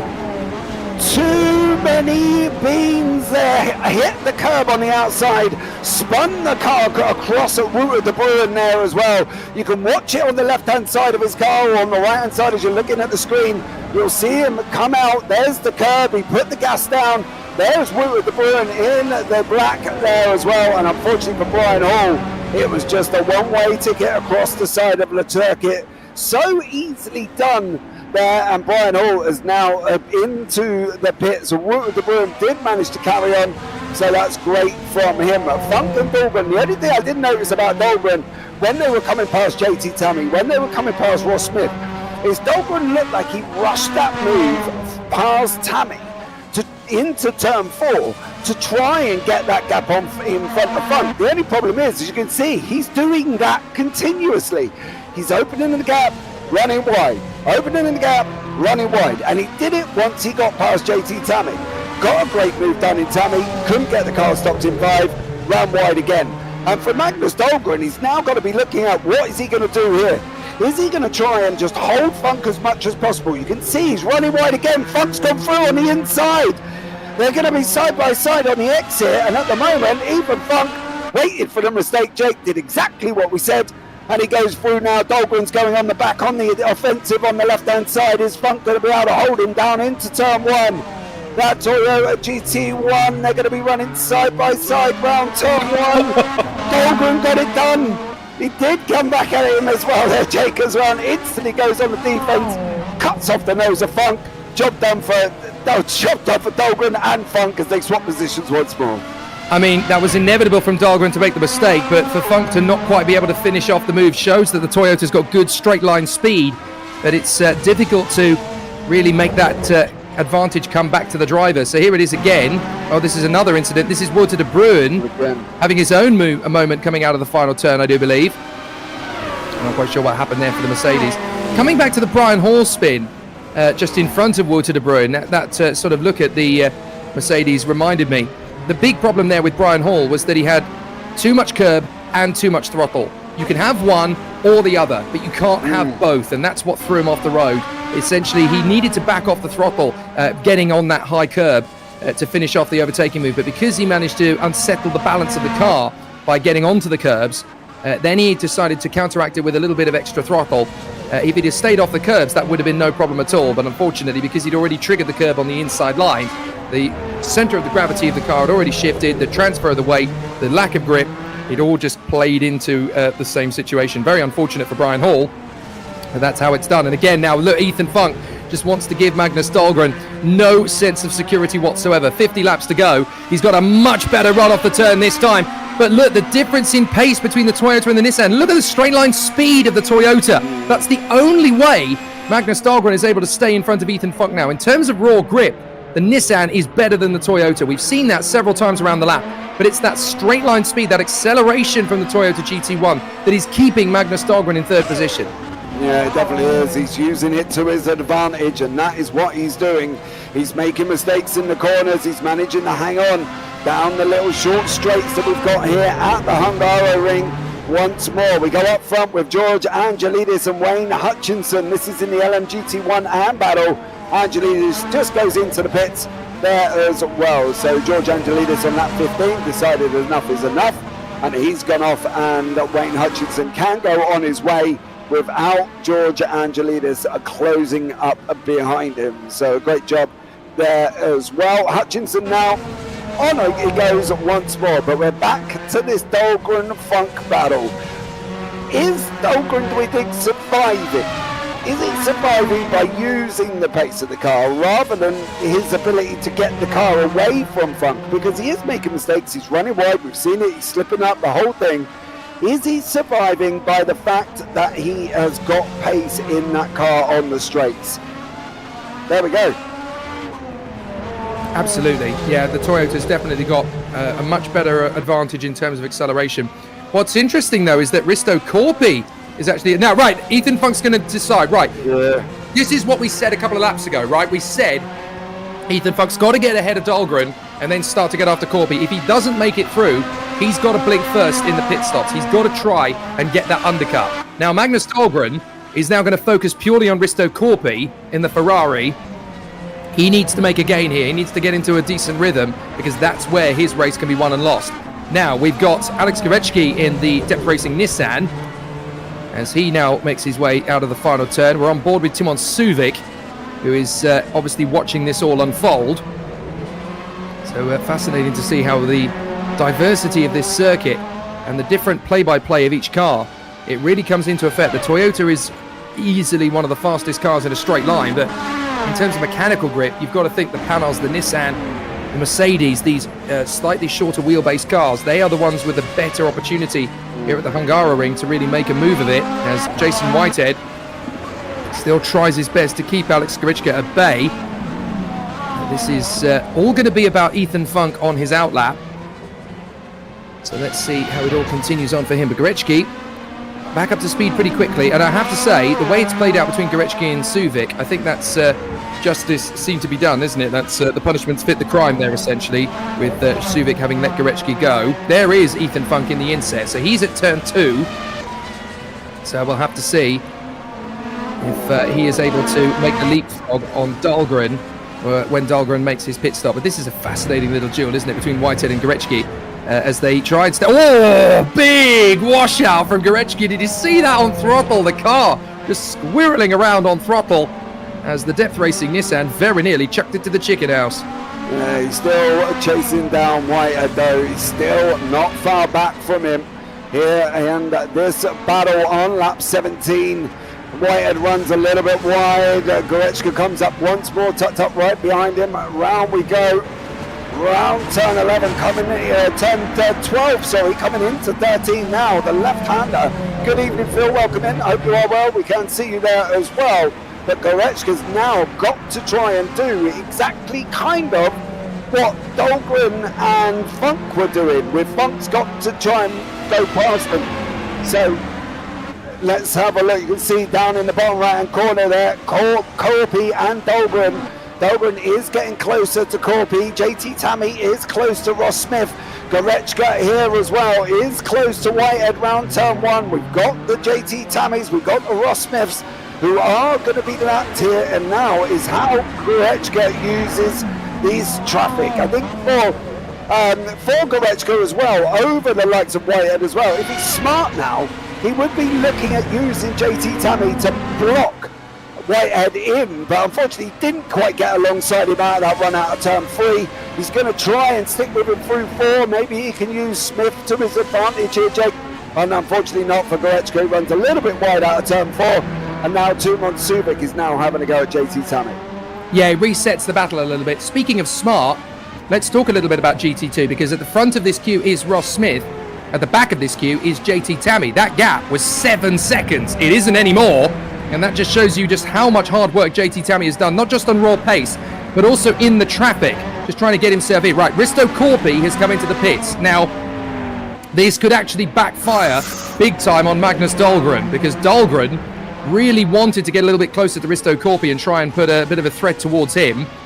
This is cautious stuff now, because Ross Smith is focusing on his own racing line here, and that's going to cause Jason Whitehead a big hold-up. Gorechka is going to get his chance on the inside line. Whitehead's got to commit now to go alongside Ross Smith in the GT2 Marcos. He's got to commit there on the far side. Suvic's going to try and make his bid. Nobody coming into the pits, because it's so unpredictable where the cars are going to go through this phase. You've got to go on another lap. So Suvic now trying to get back on terms with Gorechka. Gorechka now closing up on Whitehead. And look, we've suddenly got the two GT2 cars of Smith and Tanny, wheel to wheel, nose to tail again. So GT2, their race has just rebooted. Yeah, they are. They've come back together once more out there as well. You see Whitehead run wide out of turn 1, and that's allowed Gorechka to go through. Is Suvic going to be able to have a go round the outside of 2 here? JT Tammy and Ross Smith are also together. Tammy has caught up to the back of Smith after his spin. And now Ross Smith is trying to hang on from JT Tammy there as well on that run out of 3. Up to 4 we go. If Tammy gets past, though, knowing that the pace he's had here, he could end up leaving Smith in the dust almost. And then that's kind of it for Ross Smith then, not being able to get on to JT Tammy, because as you say, JT Tammy has pulled in a lot of time over Smith here, Jake. And if he clears him, there's nothing saying that Tammy's not going to go away and run away with it.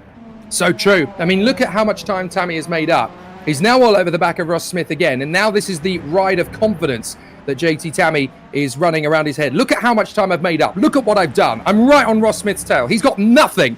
And that confidence, that sort of charisma that he carries with him in the wheel now, that's what's going to edge him closer to Ross Smith to make the mistake. And again, he doesn't even need to overtake him here. He's got a long race to go. He doesn't have to pass Ross Smith here. He just has to put him under pressure. And then Ross Smith will be the one that makes the next mistake. JT Tammy! What are you doing? What are you doing, man? You just got a little bit too close to him on the brakes. That's the problem. You got a little bit too close on the braking. Another mistake from JT Tammy. Done all the hard work, and well, he's just seen it go there. And I'm sure he's going to be in that car kicking himself for JT Tammy once more. And you see it on the replay here now. Let's see what specifically happened to JT Tammy as it's coming down at the start. That's not what we want to be looking at as well. And just bear with as we are back with JT Tammy now, who's got 1.9, nearly 2 seconds to make back up. And all of the hard work there, Jake, gone out the window. He's got to go again, and that for him mentally is going to be tough for him as well, because he sat there thinking, you were just saying he was brewing on confidence, and then he goes and makes a mistake. It's going to be like, well, I've got to go again now. But that's the hardest thing, and his mate gone a little bit deep into one once more. And JT Tammy's got to get his head right. He's got to get it back in the game. He's done it once. He can do it again. And we've still got 44 laps. He's still got time there to make his way back up to this front behind Ross Smith. Oh, absolutely. I mean, if I'm JT Tammy at this point, I'm starting to think, right, let's focus on the pit stop now. Because Ross Smith has actually put two wheels on the grass there, so he's clearly still making mistakes of his own. Try not to focus too much on Ross Smith now. Focus on getting the rhythm back in the car and then think, right, pit stop time. What are we going to do? We have to get there in front of Ross Smith. We have to beat him to the pit stop. But again, you don't want to push yourself too far into the corner to make a mistake in order to do that. So we've had Pedro Culas Gomez retire from the race. We've also had Gilles Villeneuve in the McLaren now, I'm afraid, pull out of the race as well. So just 19 cars still running here at the Hungaroring. I'm actually really surprised that Magnus Dahlgren is still out there in second position. He hasn't made his pit stop yet. And I have to say, looking at where we were, as we see Ross Smith just drop it on two wheels, and then that's Jason Whitehead, I think. That's Gorechka. That's Gorechka overshooting on the way in front of Ross Smith, so a bit of a mistake. Now, Dahlgren has left it very late to make that pit stop, and I'm actually quite surprised. Looking at how much that Toyota was overcooking it at various points, I'm actually really surprised that he's left it as late as he has. It wasn't Gorechka going off the road, in fact, in front of Ross Smith. It was actually Ethan Funk.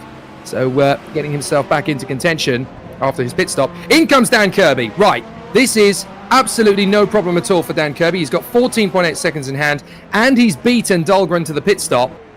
So from his point of view, this is nice and easy. He doesn't really have to stress himself too much here. He's got no pressure, so hopefully the pit stop should go perfectly according to plan.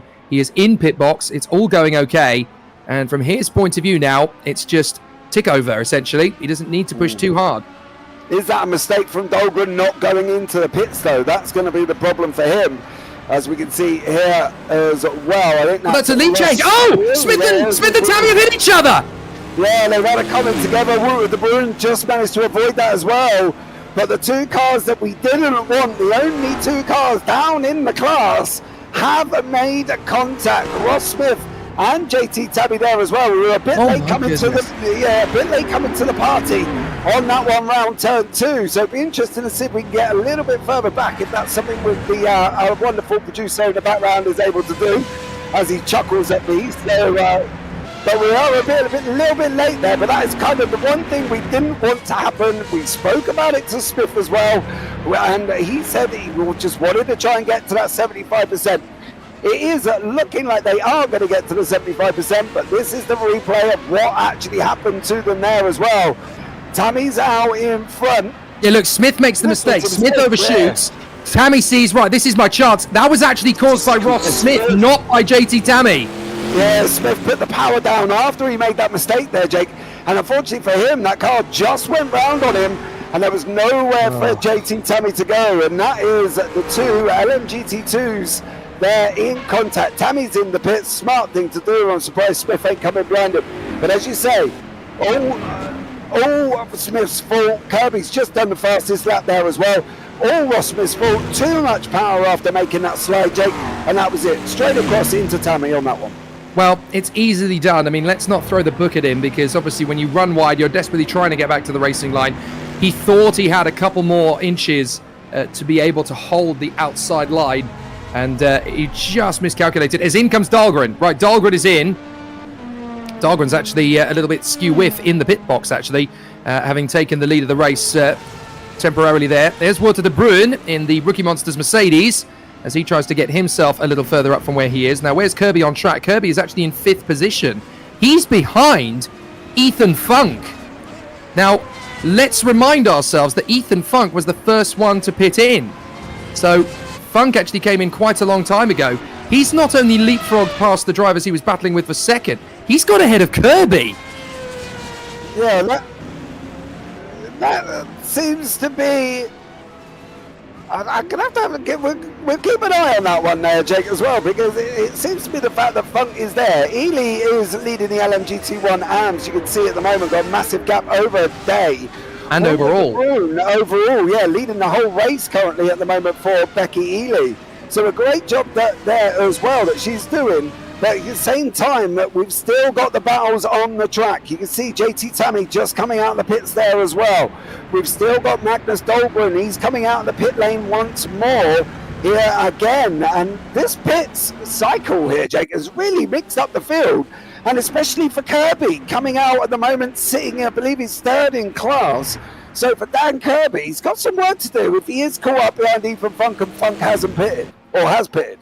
Well, Uyan hasn't pitted yet. He's the only one in GT1 that hasn't. But Ethan Funk, he was the earliest of the pit stops. So now Ethan Funk is actually de facto leading this race. Now, he was 4th when he came into the pits earlier. So he was stuck behind Magnus Dahlgren. And that's what we were talking about. Having that clear track, having that opportunity to have nobody to battle with, nobody to get held up by, and just getting those laps in. That's what's brought Ethan Funk forward. And yes, even though he's made a mistake or two here and there, he's not had too many drivers to battle with. He's not got held up by traffic in the same way that Kirby will have done. He's not been tripping over people. He's not had difficulties. He's just had the circuit on his own to play with. And that's what's brought Funk ahead of Kirby. John Uyan, the race leader in GT1, has come into the pits now. So that's amazing, though, how Ethan Funk has managed to get himself into, effectively, the lead of this race. Becky Ely drives on, and so she is still leading the race overall. But, oh no, sorry, she's in the pits as well now. So that means that Ethan Funk, in the Depth Nissan, is leading this race outright. I am stunned at how Ethan Funk was able to turn around a 4-second deficit from the first pit stop to then suddenly find himself lapping the same sort of pace as Kirby and then getting, how far ahead is he now? 14 seconds clear of Kirby. Is now we're going to get Enrique and Goretzky, and they get a little bit too close together. Save of the century from those two, Enrique and Goretzky. That should have been 2 cars into the wall and out of the race. How they managed to keep it together, I do not know. Yeah, definitely on that one. 2 Tokyo Drift style saves from both of them. Mr. Reese makes some point in chat, possibly the difference between changing and keeping tyres. And that's the thing. Did Ethan Funk change tyres? We'll have a look back here as well at Enrique and Goretzky. You can see them coming now. And this is where it all starts. They're running side by side. And then I believe it's going to be down into this next side. Enrique gets a little bit loose into Goretzky. Goretzky goes onto the grass, saves it overall.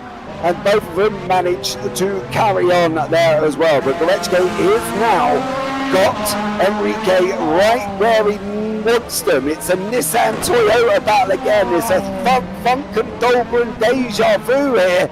And you can see the same problem for Enrique as you've seen for Dahlgren.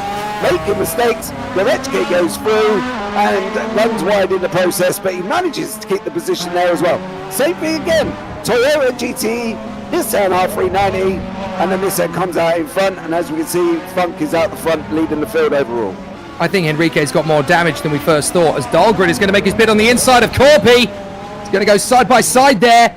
And they battle away right behind Kirby. How about this for a race battle? This is now an opportunity for Dahlgren to get into 2nd position up the inside of Kirby. Having dealt with Corby, he's now got past Kirby in the same breath. Absolutely terrific as he gets through. So Dahlgren there, managing to work his way forward. Oh no, sorry, that is the other CMS Pro Panos that they were lapping there. My apologies.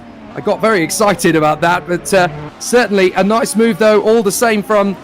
So Corby making the bid there on the inside of the panels, and he got held up. As a result of that, Dahlgren, look, he goes off the road, but he decides, look, I've still got speed and pace. I'm going to commit to this anyway. Now, that's going to be picked up on, isn't it? Because Dahlgren has effectively made the overtake on Corby from off the road. That'll be an interesting one to unpick. Yeah, I think they're going to have to look back a bit. I'll be surprised if nothing happens, to be honest with you. I think they're going to take into the situation. How long did the overtake happen? Why he was off the side of the circuit? Or did he get back alongside to make the overtake using that back marker? So we'll see what happens. Oliver Day is leading the LMGT1 AMS category at that moment over Becky Ely. Becky's 5.5 seconds back there.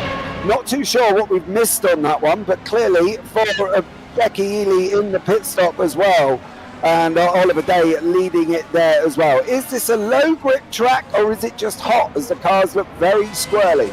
It is hot here, Phil, where tyre deg is going to play a massive part in this race here as well. And the longer these goes on, the more deg these guys are going to use. And as we say, it's the difference between whether or not they're going to change or whether or not they're going to try and double stint. From Daniel Kirby, he didn't double stint it. He did take tyres straight away. So there we go. It's all going to be up in the arms. Very interesting as this race goes on here as well. So yeah, we'll get back to the action once more, as we can see, Oliver Day leading the LMGT1 and Becky Ely 6 seconds back there, Jake. Clearly, pit stops didn't work out too well for Becky Ely. I just wonder if Oliver Day decided to do the same thing that Ethan Funk did. He clearly saw, well, I'm in a bit of a sticky situation. I've got traffic, so I'm going to pit in nice and early. And again, just give himself some clear track. And that's how he was able to get himself into a strong position here in front of Becky Ely. However, that is just this phase of the race. There's still more to do.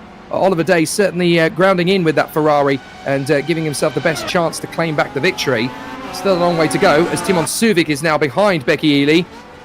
Let's give Becky Ely some credit, though, because she is currently still there in the mix, currently chasing down Gorechka, I think that is, as Jason Whitehead is now following in the wheel tracks of, that's got to be Philippe Enrique, dives up on the inside line and gets through on Enrique, who drifts out wide. Yeah. Enrique running wide there, makes a mistake coming out, and Whitehead is gone through. And that seems to be the story of the Toyotas this evening.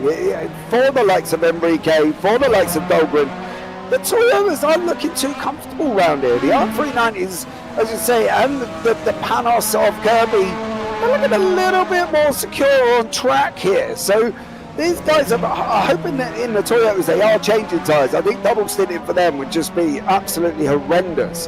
And I think tyres do get destroyed pretty quickly here at the Hungaroring as well. And for Ethan Funk, is doing a stellar job. Kirby is 7.7 seconds back. Dahlgren's behind that as well. Kirby is faster, but that's something that was expected, isn't it? Kirby is, and potentially was going to be quicker than Funk anyway, because Kirby was leading the race something by about 14 seconds, I think, at one point. Well, he was, but when when Funk came into the pits originally, he was only about 5-6 seconds back. So Funk has actually gained time on Kirby by keeping the track in front of him clear for a decent amount of time. So is Kirby actually leading this race? That's a good question, because Funk may obviously have a completely different strategy now compared to Kirby. He's decided to go short, long, long, whereas Kirby might well be going long, long, short. And that means essentially that Funk is going to have the opportunity and the advantage now, but by the time it gets to the final pit stop rotation, Kirby's actually going to have the upper hand, even if he's behind Funk on track, because he's actually able to go quicker. Look at him through the stints and look at him through the sectors on this lap alone. Kirby 0.3 of a second quicker on the first sector, 0.4 of a second quicker on the second. So Kirby clearly with better rhythm than Ethan Funk, but he didn't have better track position because he had to go through the traffic, whereas Ethan Funk didn't. Ethan Funk was a good half a minute, 40 seconds back, so he didn't have any traffic to get held up by. He didn't have any issues to really take into account. So Funk actually took 2 steps back to go 3 steps forward, and that's why he's now leading the race. But Kirby, now that he's got no traffic to deal with, he's the one who can really bang in those laps and try and catch Ethan Funk unawares. Yeah, he is at the moment. It's down to 6.5 seconds currently for Ethan Funk, with Dan Kirby in second place, closing him down. JT Tammy leads the LMGT2 AMS with Ross Smith about 11 seconds back. Day leads the LMGT1 AMS and 5 seconds. Just broke under 5, 4.7 now for Becky Ely. So a great job from Becky, mixing it up here once more and trying to close down on Oliver Day. So that's going to be a battle that we'll keep an eye on here as well. For the people that haven't taken tyres, I should say, which we think Ethan Funk and possibly Oliver Day didn't, just how much of a struggle are they going to get by the time they get to lap 40? Surely they've got to be thinking of trying to come back in again. Yeah, you're absolutely right. And in GT1 AM in particular, it's the same story as Funk and Kirby. Day obviously pitted earlier than Ely, and as a result has been able to get a few seconds clear. But looking at the pace of Becky Ely, she's got so much rhythm in that McLaren. We saw it in the beginning of qualifying. Once she managed to really dial in the McLaren, she was able to come up with a much faster lap time. We've got a replay coming up on screen because we were watching John Uyan closing up on Philippe Enrique. This is the Ferrari of Oliver Day. Whoops. No, it's George Angelidis. Oh, that's Angelidis, I'm told, actually. So George Angelidis drifting wide, managing to get it back on the road again. He's obviously bidding for the podium in GT1 AM. So a bit of a moment there as he drifted it out through turn 4. Managed to keep it together. He's about 27 seconds off the pace of Oliver Day in the sister Ferrari. That is, of course, his teammate, as John Uyan battling away to try and close up now on Philippe Enrique. So John Uyan trying to work his way further forward. Yeah, John Uyan here, trying to stay and try and keep up with Felipe Enrique. So let's see what Uyan's going to be able to do. There's not a lot between them currently at the moment. Uyan and Enrique 0.2 back.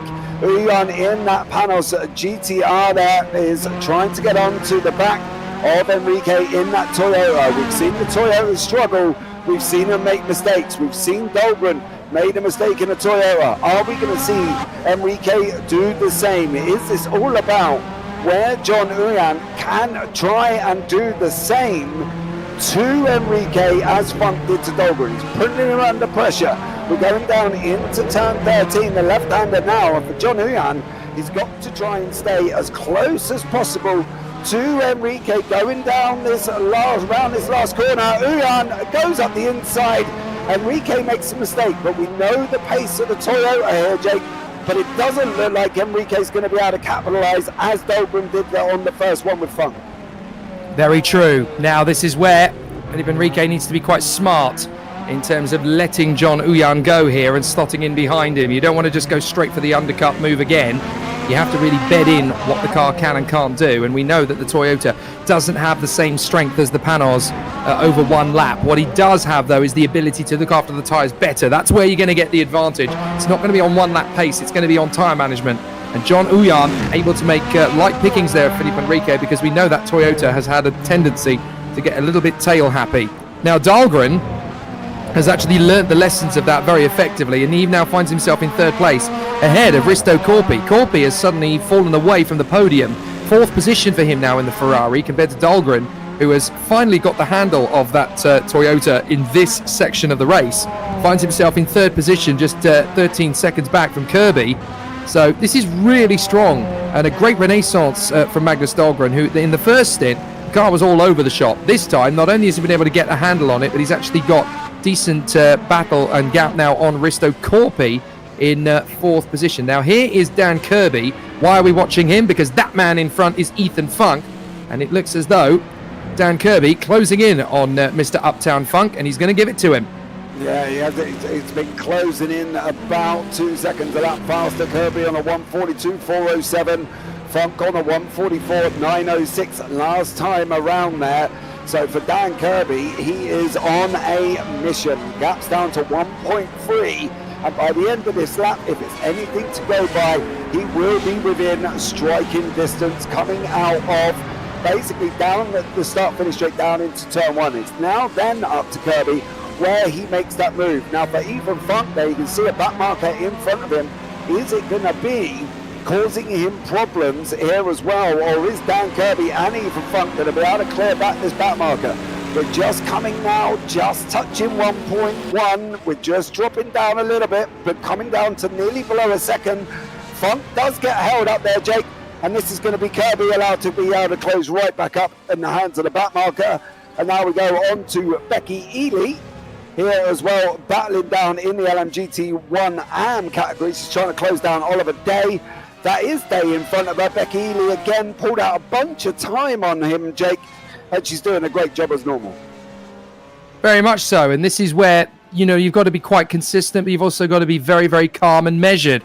And Becky Ely has been one of the best out there at looking after tyres. We keep saying this, you don't have to have the fastest car on the circuit at the Hungaroring. You do need to be a bit of a mastermind when it comes to keeping the tyre life as smooth and consistent as possible.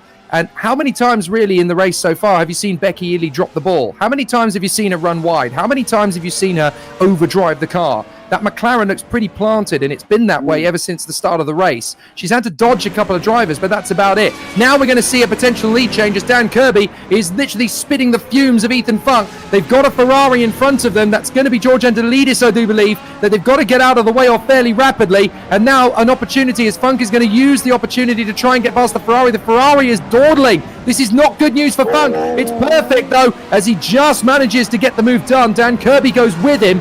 So Kirby will now surely be sizing up an overtake on Ethan Funk into turn one. They come up to the final corner.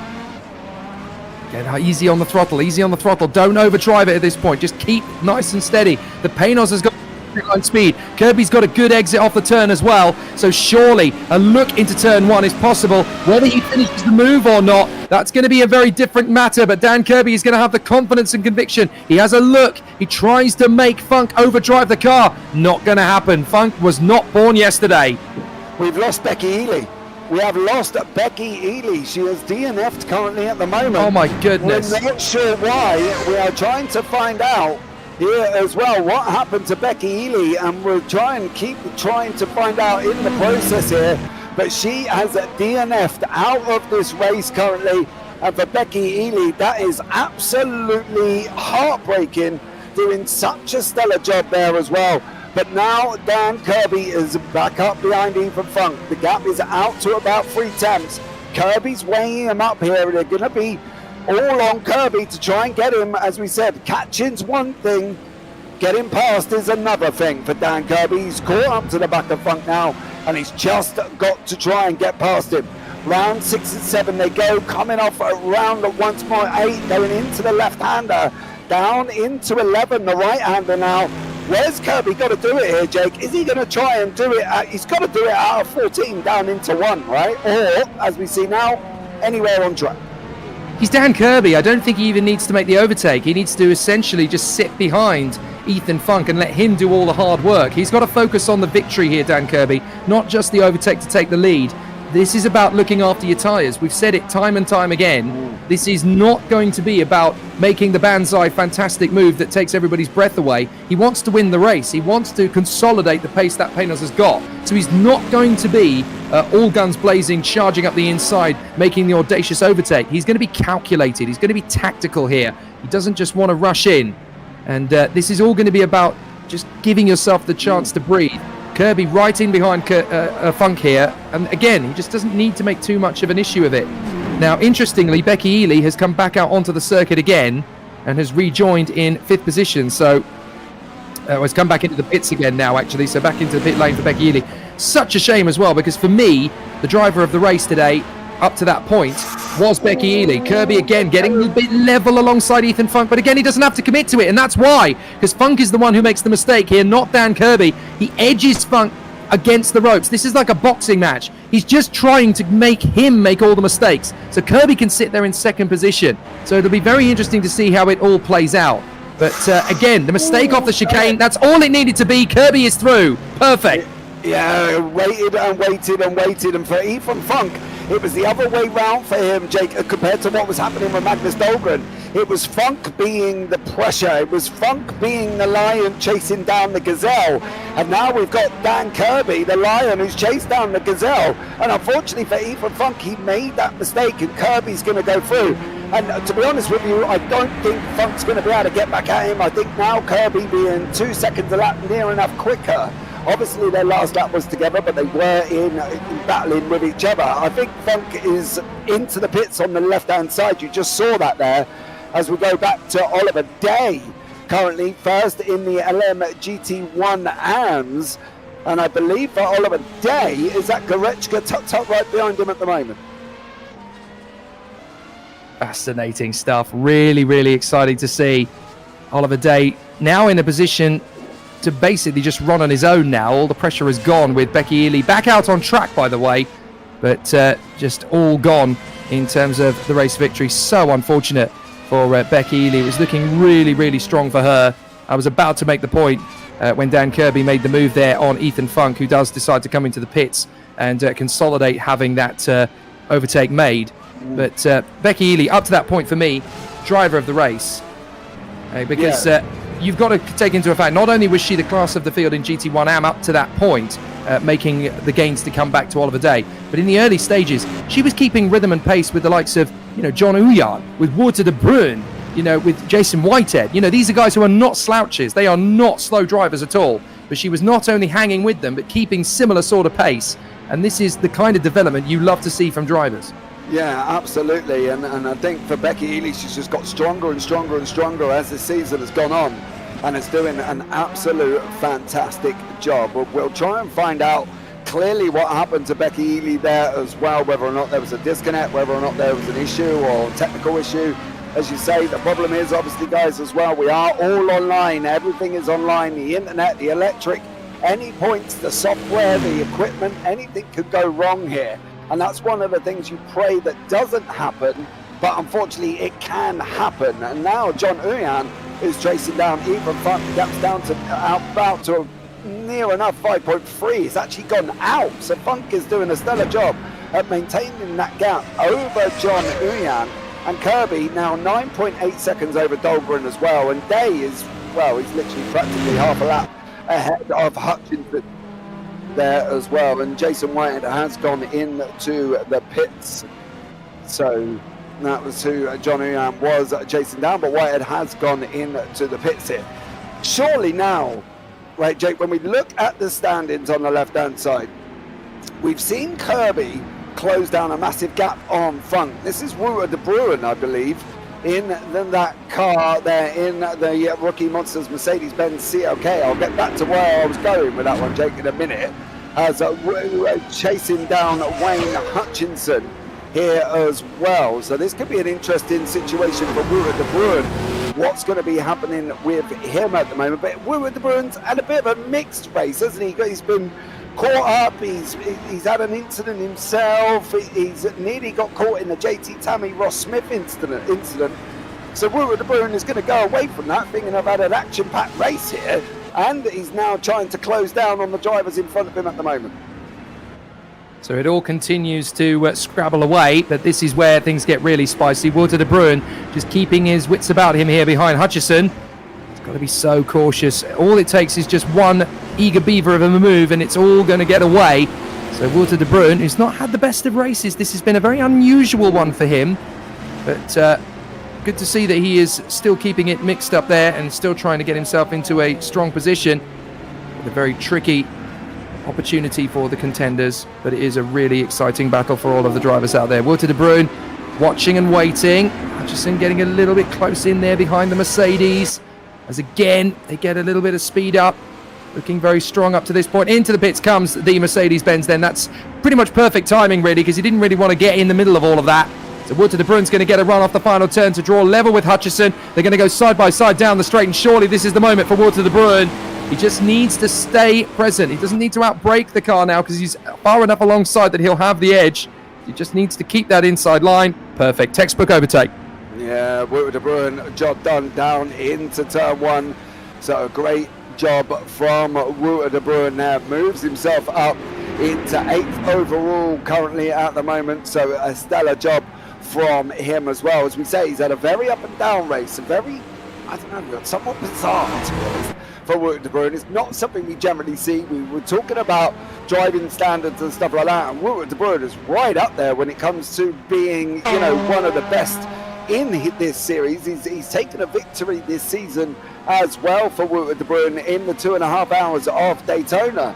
So for him, this race is I think it's now more of a consolidation to see how far he can actually get here, Jake. And I think that's one of the things for Wouter de Bruin. He's just got to settle in now, hasn't he? He's got about 29 laps to go. And it's all about just seeing where he can end up, I think. Because as you say, and I say, he's had a very, I don't know, somewhat weird race. Yeah, it's been uncharacteristic for Wouter de Bruin. And we generally tend to see him towards the top 3 on most occasions, and certainly on every count. I don't know whether it's this particular car or this particular circuit or this particular car on the circuit, but it certainly hasn't been a vintage Wouter de Bruin effort so far. Still time for it to change. We're bidding into the second half of the race now, so obviously there's still quite a bit of work to do. But there is Day into the pits, taking the opportunity to have a little bit of breathing space out there now over Hutchison to make the pit stop at this point. So no major pressure for Oliver Day, the race leader in GT1 AM. Just to keep it all neat and tidy from his perspective. So it'll definitely be very interesting to see how it all continues. But Kirby certainly settling into the rhythm now. 10.7 clear of Dahlgren. Funk having made his second stop, don't forget, down to 3rd position in front of Uyan, Suvik and de Bruin. So still plenty to go as we are on lap 36 out of the 64.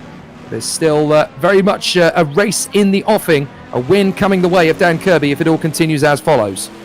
Kirby's just got to keep it on track, I think, Jake, to be honest. He's just got to do what Kirby has done in that first segment of the race where he went into he was out in front by like 14 seconds in the pits there, and he come out behind Funk. He caught up with Funk. He went past him. He took the lead. He's opened up another still on 11 seconds here. So for Dan Kirby, really, the win is his unless he makes a drastic mistake. Now, Day is obviously pitted there as well because Hutchinson has jumped Oliver Day in the LMGT1 AMS. I am expecting that to switch when Hutchinson goes into the pit. So at the moment, Day is in second, but again, he had a massive lead, absolutely huge. And I think Wayne Hutchinson's managed to get past in the pits, but that should swap over. Down in the LMGT2s, Tammy has been leading Ross Smith for pretty much most of the race. Tammy's made a couple of mistakes. He's been back on it again to try and catch up with Smith. He did manage to get past Smith. There was a moment where they made contact as well, so it was all a little bit messy down in the GT2s. As we said, Ross Smith was probably responsible for that one. Runs a little bit wide, hits the gas, spins the car up, and unfortunately JT Tammy was there to be collected. So it's been an action-packed 37 laps. I'm not going to lie here, Jake, and I don't think the last half or the last third of this race is done either. I think there's still more to come, but it's just trying to find out where it's going to come. Is it going to come in the AMS? Is it going to come in the pros? Because everyone's pretty spread out at the moment. I think we've had the real sort of cataclysm of the strategies really start to play out in the first half of the race. That's not to say that there isn't going to be another hurricane breezing through the strategy battle. I think there's still going to be a couple of drivers that will find it harder than others to get their tyres up to temperature in the same way. Don't forget the track is evolving all the time, so what worked in the first section probably may not work the second section of the race, and then potentially again the third as more rubber goes down. Alex Garechka having a nice little duel there with Wouter de Bruin, so that's 4 track position, I do believe. That's 4 P6. Yep. So Wouter de Bruin has Alex Garechka all over the back of him, and they're trying to close up on the GT2 race of Ross Smith, who is 11 seconds, 12 seconds back now from JT Tammy. I think that was actually good composure from Ross Smith, knowing that he was the instigator essentially of the little love tap between him and JT Tammy. He dropped back behind him quite intentionally and has given him plenty of space to play with as the race has gone on.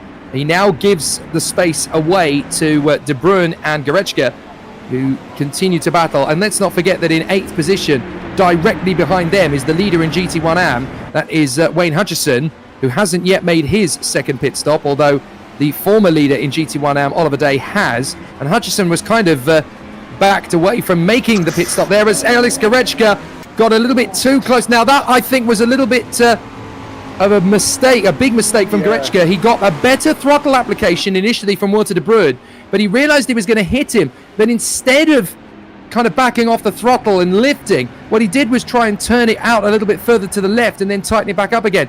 Once you've committed to that inside line of radius, you've got to back off the throttle if you think there's going to be contact, rather than change the trajectory, because he's actually lost a heck of a lot more time than he would have done. Fortunately for him, he's been able to make it back. So now he's got Wouter de Bruin very much on the lock stops. Surely he's not going to try something here. He's going to go to the side of Wouter de Bruin in the hope that de Bruin will make the mistake. Oh, goodness me.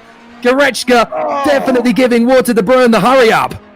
Wow, that was just so much more speed round turn 4 for Garechka and de Bruin. You can see them make contact. I'm surprised both men are still going, because we've seen people spin for less than that as well. Garechka's now going to try and go up the inside, coming out of 8. De Bruin's going to have the inside. He makes a mistake. Garechka goes through.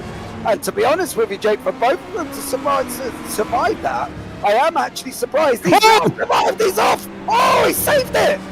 They're back again. He caught one wheel on the curb. It threw the car off to the left, and somehow he managed to get on the brakes with enough force and a little bit of adhesion to get the car turned in again. Save of the race from Alex Garechka. That was absolutely awe-inspiring. Let's look again. So he's made the move on Wouter de Bruin coming out of the chicane. Here he comes. He tightens the radius. Beautifully done as he gets on the throttle. Then he comes through onto the left-hand side of the circuit. There's the mistake from de Bruin. So Garechka thinks he's got it done. He thinks it's all sorted. He's got on the curb on the exit of the right. Now through the left. Watch, look. He's caught the throttle there on the curb. Somehow he catches it. That is absolutely sensational from Garechka. How did he save that? Well, only he will know on that one, Jake. I can guarantee if that was me, I'd be in the wall. But for Alex Gorechka, he did save it. He's now opened up a gap over Wout de Bruin as well. Not only did he just save the car, he's gone and opened up a gap. And now Wayne Hutchinson in the LMGT1 AMS is battling away with Wout de Bruin. I want to point out there is Oliver Day. He's in the background. He's a second back at the moment as well for Day. So for Day, this is it. He needs to clear Hutchinson. He had a massive lead over before the pit stop that Oliver Day made. And now he's going again, and he is looking quick. Oliver Day in that Ferrari 333 over the Mercedes-Benz CLK here, Jake, and it looks like Oliver Day, not only could he get Hutchinson, but at the moment he's looking quicker than De Bruin in front of him as well. He certainly is. He's got to be very cautious about the timing of it all, but certainly the car looking very strong after the pit stop. That's what fresh tyres can give you in terms of confidence. So the threshold is very high, and that's exactly where he needs to continue to position himself. So it's all looking very good from his perspective, but you've also got to be very cautious. We've got the onboard of Oliver Day on the inset, so you can see now Hutchinson trying to get a slightly faster radius out of the turn. Then Wout de Bruin, that opens the door for Oliver Day. Day's got confidence on the inside, but now on the outside for the next hairpin. How much do you get the turn in here? Oliver Day's going to drive the car right round the outside of Wayne Hutchinson. Beautifully done. He gets a little bit on the curb. That should be enough though on throttle to get back on terms down the straight. So Hutchinson's not going to be close enough to throw this one up the inside line unless he makes a very bold lunge indeed. And so that was nicely finished off by Oliver Day. And now, as he said, oh, careful on the curb. That I was going to say, he's going to have more of an opportunity here to take on Wout de Bruin. But after making that little mistake, that gives Wayne Hutchinson a second chance. Yeah, Hutchinson, you can see on the insert in the bottom right-hand corner, right up behind Day now. Day was almost looking like he could have tightened up that corner and gone past Wout de Bruin. He is going to try and get past Wout de Bruin. I did say he was looking quicker. He doesn't want to get held up here from De Bruin. He wants to try and clear him to open up more of a gap over Hutchinson at the moment here as well. De Bruin is struggling. We've said that already. He's had a very up and down race. It's been a very mixed race for De Bruin. And now, just to throw spanners in it, we're going to have all three classes on the track in the same picture very, very shortly, because just going round the right-hander is JT Tammy. So, JT Tammy now is going to be in the mix with Wout de Bruin, in the mix with Oliver Day. We're going to have GT1, GT1 AMS and GT2s all in the same category here, and out of all of them, Oliver Day is looking the quickest, Jake. Certainly looking very strong. Dives on the inside. Perfectly executed there on Wout de Bruin. I think De Bruin realised, look, that guy is not in the same class as me. He's clearly got raw pace. He's going to try and come back at him, but there was not a lot of point to fight him. However, that gap is going to open up again for another Ferrari to try and get through on Wout de Bruin. So what can Risto Corpi now do? So Risto Corpi, who's lost all sorts of time in this race, but now an opportunity knocking there as Oliver Day gets it a little bit wide out of the turn. So Risto Corpi and Wout de Bruin are now in a drag race to the first corner, with Wout de Bruin holding all of the opportunities to finish this off, but Corpi is going to go much deeper on the brakes. Thanks very much. I'll take that. Thank you. Yeah, Risto Corpi getting Wout de Bruin done down in turn one. He's now going to try and go after Oliver Day. Day is really in existence. He doesn't really want to go there. Kirby's in the pits. Kirby is in the pits here as well. And Oliver Day, that was Risto Corpi, looked like he just got a little bit out of shape as he's trying to catch up to the back of Wout de Bruin. Corpi is another one that's had an interesting race as well here, as we're going to jump onto the replay once more and see what happens as well. 2 seconds on that one as well, but now Risto Corpi and Wout de Bruin. Oh, Risto's going to go at the inside of 6. They're going to be too wide. Are they going to be able to make it through? I think they have, and I think that's Corpi over Wout de Bruin. Job done. He's another man that's had somewhat, big old squirrely there, Jake, as well. And for Risto Corpi in that Ferrari, 3-3 there. Definitely got the job over the Wout de Bruin, but he's also another one that's in the same category here once more. As JT Tammy has now, a big old slide in the background. Big issue. Now, that's a Panos going off. That's Huyan, isn't it? That is John Huyan. Yeah, John Huyan got spat out there in the middle of that gaggle. So let's see how it happened, because obviously Kirby's in the pits. So that's John Huyan. He just got a little love tap there, I think, from Angelidis, and that's enough. because it got the paint on squirrely, and then there was a final kiss of death as Uyan lost the front end of the car and spewed back into the side of Angelidis again. Oh, sorry, no, it was Gilles Lalonde, not John Uyan. So Gilles Lalonde, who is still there or thereabouts, he's had a quiet race, all truth be told, and he now gets out of the way of John Uyan, actually. So Uyan manages to get through no problem, but Gilles Lalonde, who's had a bit of a nightmare race, and that kind of sets the tone for it all, really, doesn't it? Yeah, he's another one that's not going to be going away from this one happy at the moment. You see Ethan Funk, that's Becky Ely in front of Funk as well. Of course, Ely is, I think she's still jumping about 2 laps down at the moment there for Becky Ely. Ethan Funk goes in a little bit too hard. There's a car coming back on. That is a panel, and that's her Woo de Bruin on the left-hand side there. The Woo de Bruin coming back. He's De Bruin! Oh, Woo de Bruin. We've said he's had a mixed race, and that just basically sums it up, Jake, doesn't it? He has had such a rough race. Yeah, it really does. This is the look. He's already had a spin earlier on in the race as well, in the lap. Sorry, so he's spun it at turn 2. He's got the car in reverse. He's got it going again, but he's used a lot of throttle to get that car back on the track from the grass, and then he's had to go onto the curb to avoid the race leader, and then it's all finished off. This race has been all about confidence, and it just looks to me as though Wout de Bruin in that Mercedes has had absolutely no confidence in his car whatsoever around this place. You've got to have a symbiotic relationship with your car. You've got to know how it's handling. You've got to know how it's going to perform, how it's going to behave. And it just looks as though Wout de Bruin has had absolutely no consistency, no fluidity at any point through this race. Absolutely. I cannot sit here and agree with you any more than I'm going to sit here and say I 100% agree with you. He has not been confident in that Mercedes whatsoever, whereas Wayne Hutchinson in the other Mercedes, of course, has looked a little bit more confident there as well. Brian Hall, Stephen Miller, they're all in Mercs, and they all seem to be able to get control of their Merc, where Wout de Bruin has, it's just been horrible. He didn't do well in qualifying, he hasn't done well in the race, and for Wout de Bruin, he's just going to go away and think, I need to forget this one, because he definitely has not been very, very confident in that car. To be honest with you, though, the Hungaroring is tricky, and if you haven't got your car set up how you want it and it's driving how you want it, every corner potentially could kill you. And that's the thing, as you can see with Alex Goreczka there as well, big old slide in that 390. And again, you know, you've got to have confidence in what you've got underneath you. And if you haven't, if one setting's off or something's not right, sim racers are very finicky. You know, they know when their car is underneath them, they know when they're not. And what has JT Tammy been up to here as well? Going down. Oh no, that's so poor. That's so poor from the Ferrari. That's so poor because it gets so far back. JT Tammy is doing his own thing, minding his own business there as the leader in the class. And the Ferrari has missed his braking point completely. He thought, well, that's only a GT2. I'll be able to get past that, no problem at all. And JT Tammy now finds himself in the pits. Disaster. Now, was that Angelidis or was that Oliver Day?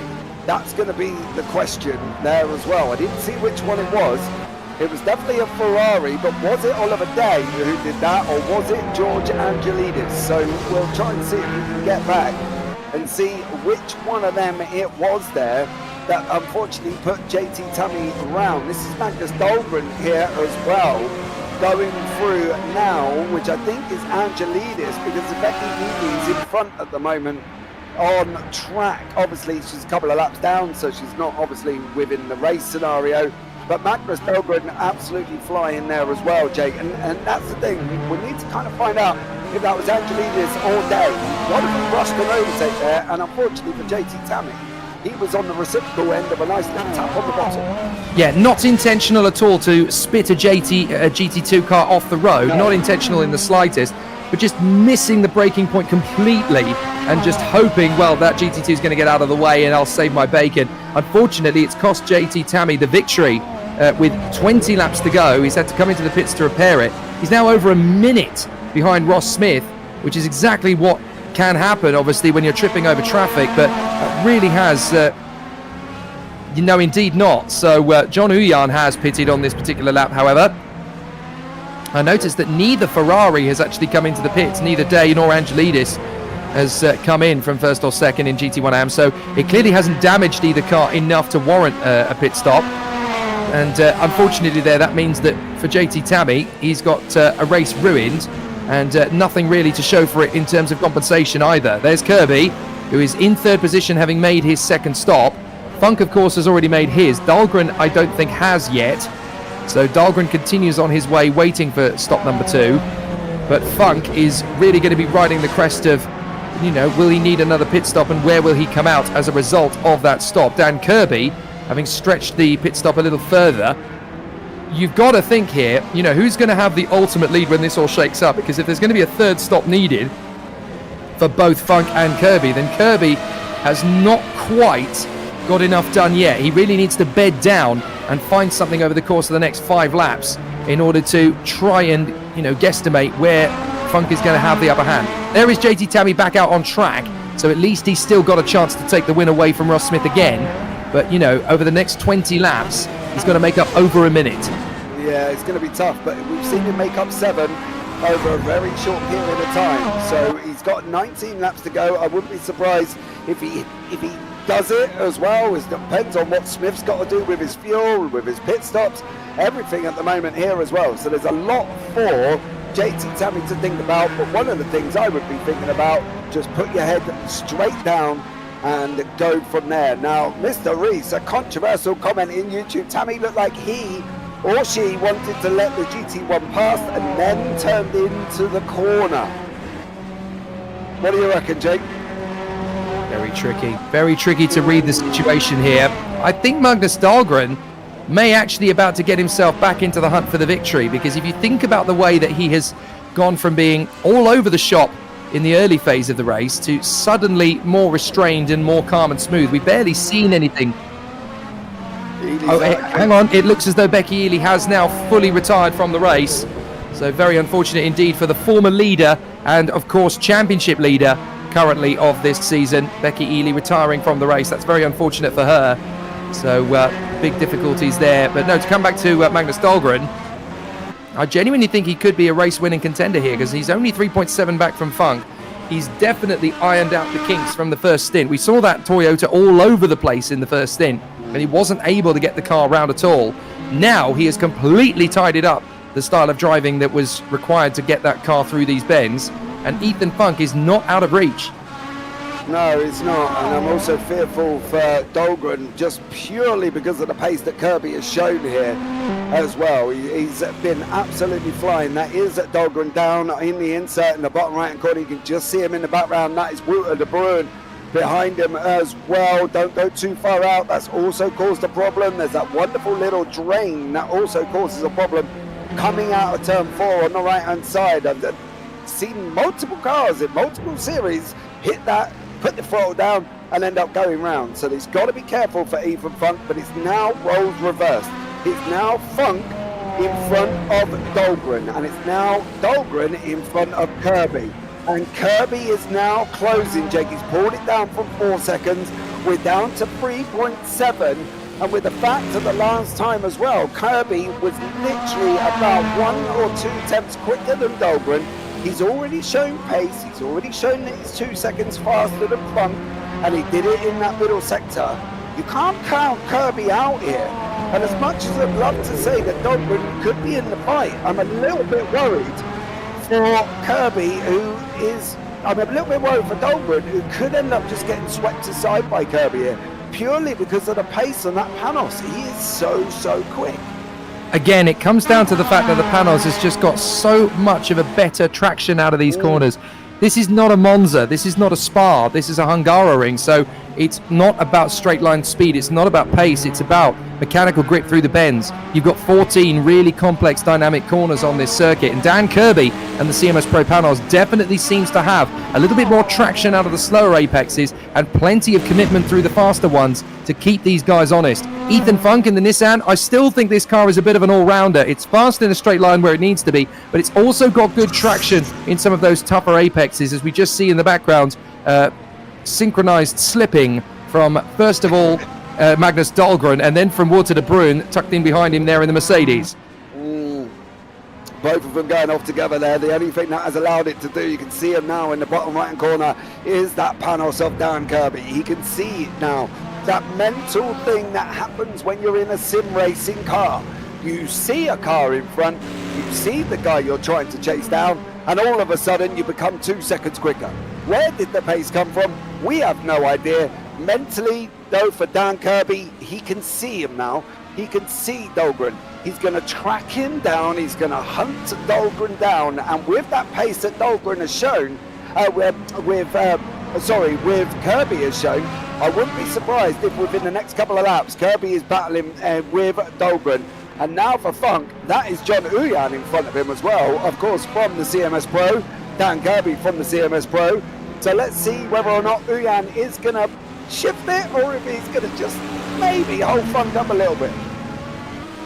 So this is going to be Ethan Funk just trying to work his way past the panels. No problems at all there. There is Philip Enrique still having battles, and as he comes into the pits behind Jason Whitehead, the two of them will go into pit lane together. Now that's interesting. Enrique, I think he's still carrying some preliminary damage from a couple of the moments earlier on in this race. That car particularly slow coming into pit lane, I notice. So big difficulties there essentially for Philip Enrique. I think that car is still basically on borrowed time, if you like, as Ross Smith has now come into the pits for his pit stop, and that has handed the lead of the race back again to JT Tammy. So now interesting actually, because of course JT Tammy came into the pits as a result of damage, but they will have used that chance to repair the car and get him back out onto the circuit again. So potentially that moment from the Ferrari that we kind of speared into the side of JT Tammy, that could have actually given Tammy a bit of a breather, but also it could have shifted the strategy up a bit, because he's now 9 seconds ahead of Smith. Maybe he's been able to work that back to his advantage. Yeah, I think, as you say, he's pulled a masterstroke if that is the case. If that one little incident, and we don't often sit here and say incidents can give the advantage to the person who unfortunately got spun round, but for JT Tammy, it's looked like it works out well. There's Enrique. Kirby's now 1.7 back. He's got John Uyan in front of him. I'm sure Uyan's going to shift that other panels out the way as soon as possible to allow Kirby to go through and battle onto the back of Dahlgren. It's down now to 1.4. Dahlgren over Funk. Funk's in the pits as well. So now that's going to release Dahlgren. That's going to release Kirby. There goes Uyan. Kirby's going to come through here as well, and now it's all about Kirby getting hold of Dahlgren and see if Dahlgren can hold him back here, Jake. My question though would be, can Kirby now go to the end? Is he done with his pit stops? Is he going to be finished, and can he get to the end of the race of what he's got left? It is a bit tricky, isn't it? It's touch and go essentially, and now you can see, look, we're in that stage of the race now where we've only got 16 laps to go, and it's all about now just stretching these cars over those curbs to see what sticks, to see where the car can bite back in. So Magnus Dahlgren in the lead of the race for the time being with Funk in pit road, Kirby right behind him.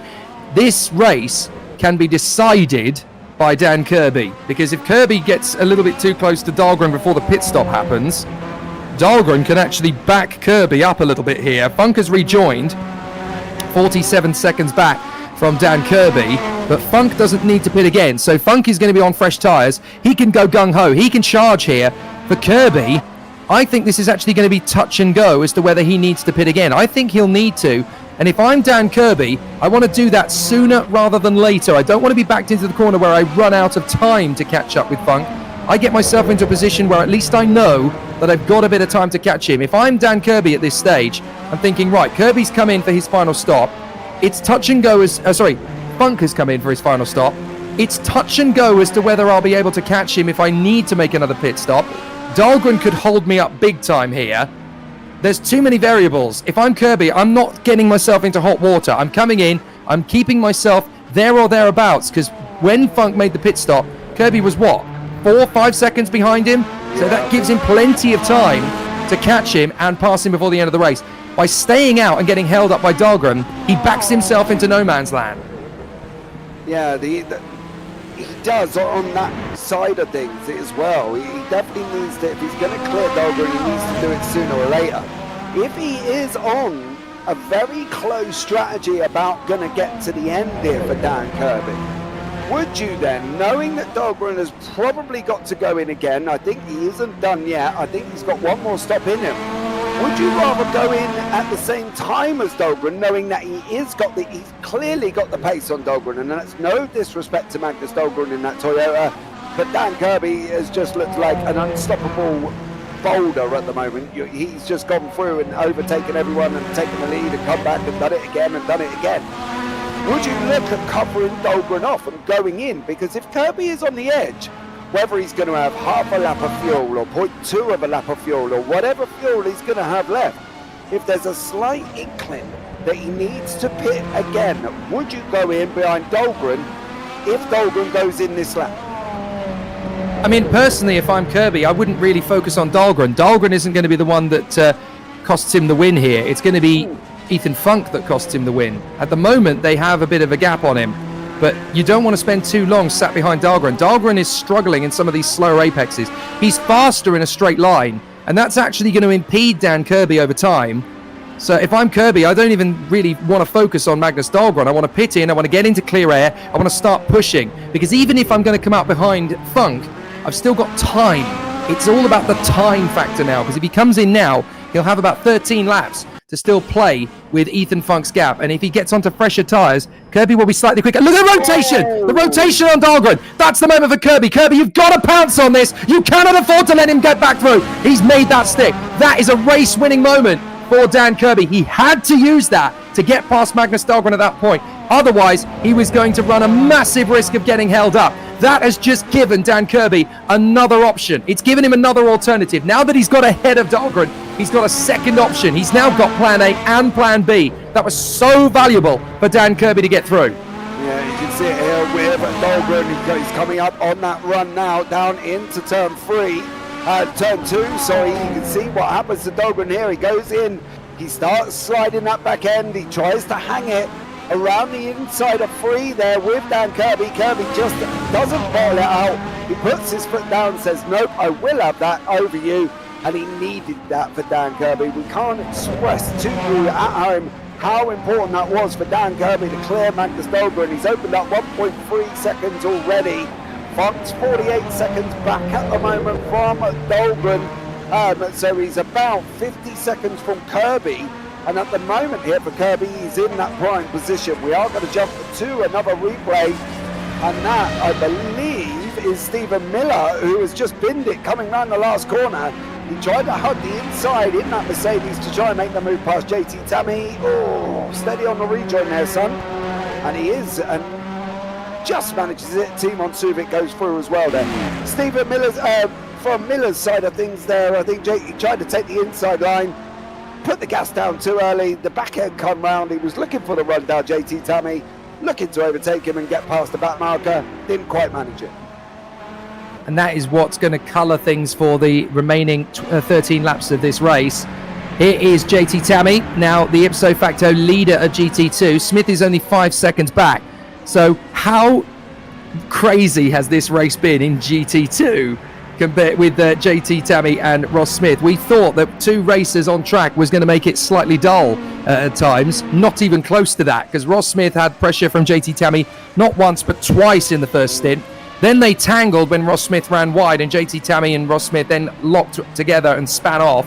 JT Tammy then got sideswiped by a Ferrari, ending up having to come into the pits to kind of change up the strategy a little bit. But it's actually helped him, because after Ross Smith's final pit stop, he's now 5 seconds back from Tammy. So all of the changes and the chopping around has actually made GT2 one of the most irresistible battles of the race.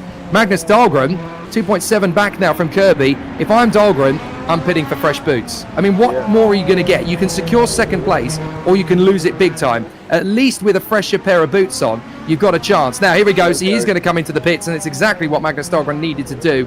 This is, for me, securing third position in that Toyota. Yeah, and to be honest with you, he is going to be on fresher boots than Funk, so I wouldn't be surprised if Dahlgren does grab a second place here, depending on how close they come out together. And again, he's topsy-turvy in his pit box there, as we pick up on Ethan Funk at the moment. So let's see how close Funk can get here as well, and whether or not he's even going to be able to get near Dahlgren, or has Dahlgren done enough but he was sliding for a couple of laps there, Jake, so I'm expecting some time loss from Dahlgren, because he was, it's almost like, I want to say he's Bambi on ice at one point, tiptoeing that Toyota around. Now here comes Funk now, he goes round 13, nice and clean from Ethan Funk, round 14 he goes. You know, Dahlgren's still not moved, he's still sat in there, he's still just sat there at the moment, and Funk is going to go through. Now it's all about whether or not Dahlgren's going to be able to catch Funk on fresh boots. He's still not moved here. The gap's extending and it's extending and it's extending, and for Dahlgren he's going to have a tough job even on fresh boots to get near Ethan Funk, I think. Yeah, it's a difficult situation to be in because he kind of ended up being backs to the wall. But again, it all comes down to the general balance of these cars. You want a car that's slightly slower because on a circuit like the Hungaroring, you want that little bit of extra time in the braking zone. You want that little bit of extra mechanical grip. So this is where the Nissan and the Mercedes and the Peugeots are actually better cars to shoot for than your Toyotas, your Ferraris. It's a much, much more rounded individual of a car. So you can get a little bit more out of it at the Hungaroring than perhaps you would, say, at Monza or Boreck or Spa or those sort of circuits where it's all about straight line speed. It's about efficiency of mechanical grip here, so the shorter wheelbase car does have a better opportunity. We're with Felipe Henrique, who is now in that battle for position, trying to close up on one of the Mercedes cars in front of him. I believe that is Brian Hall in the Hall Brothers racing machine, and that is for position. There's only about a second and a half between them. Brian Hall having had a very interesting day at the office, shall we say, and of course Wayne Hutchison, the man just in front of him, and this is all for position on track. Let's not forget that either. So as Hutchison is there in position between Brian Hall and Felipe Henrique, this is a race battle. Henrique is going to come from a long way back to dive in on Wayne Hutchison and trust that Hutchison is just going to move aside and let him go. That's very brave from Felipe Henrique, but Wayne Hutchison doesn't feel he has to. So he decides to see what can happen. Enrique just decides to commit, but he's taken such a tight trajectory. He actually cost himself there. So by getting past Wayne Hutchison with a very determined stance, look at the gap that Brian Hall has now pulled back out on Enrique and Hutchison. Yes, Enrique got one move done, but he's now hurt himself in getting the second one done. Perhaps just a little bit too eager. Yeah, them Toyotas have not been looking comfortable rear and Yuji on shots. He didn't do it last lap when he lost the position. I am as well for Dahlgren. I'm surprised he didn't go in. He come out about 23 seconds back.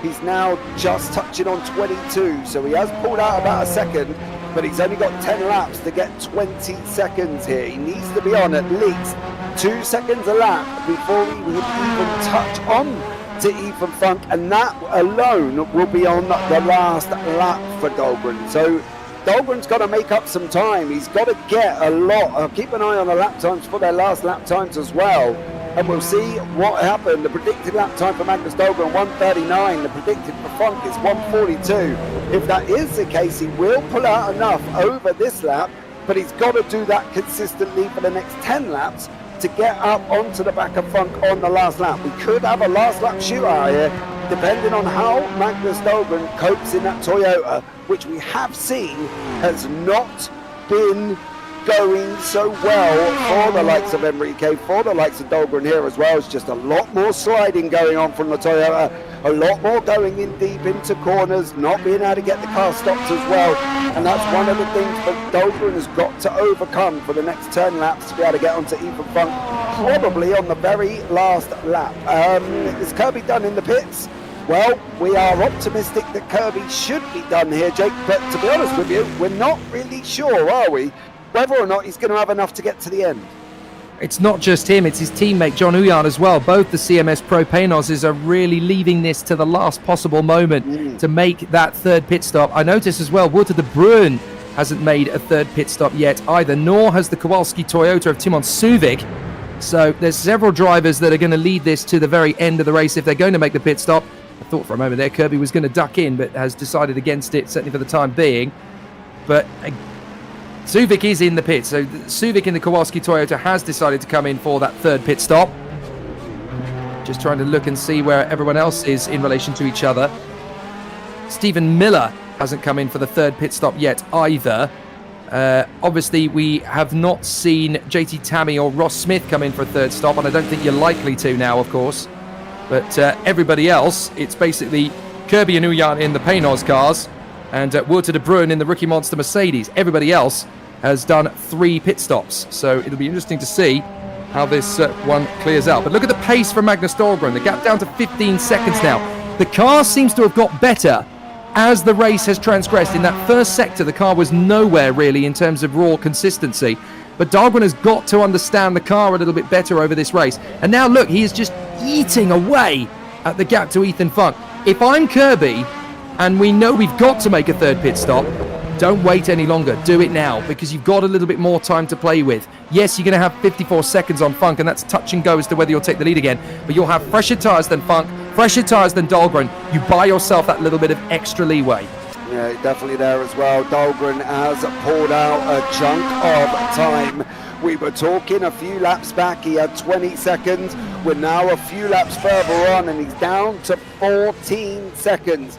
1:44 for Funk last time, 1:39.9 for Dahlgren.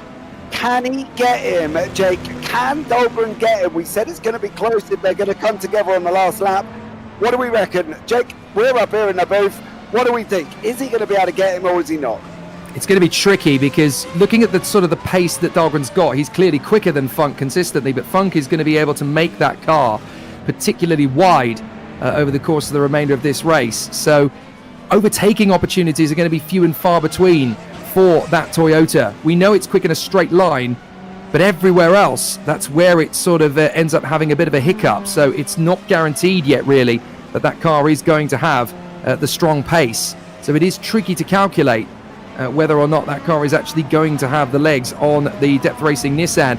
The only advantage it has got, essentially, is A, straight line speed, and B, tyre management. So the tyre management is going to be less for Dahlgren because he pitted later than Funk. I'm very impressed with the way that Ethan Funk has driven that Depth Nissan into a race potentially winning position. It's all going to come down to whether that Paynos needs to go for a 3rd stop. And I think because of how far into the race Dan Kirby and the CMS Pro Paynos took it, that is actually debatable. Do they need that 3rd pit stop or not? If they don't, and they can just run on lift and coast, then Kirby, with that gap currently at about half a minute, 48 seconds or so, 49 seconds or so, on lift and coast alone, that could be enough for Kirby. But surely he's got to consider that 3rd pit stop. We don't know whether the Paynos is going to have to make one or not. It's very tough to tell. 3.1 seconds.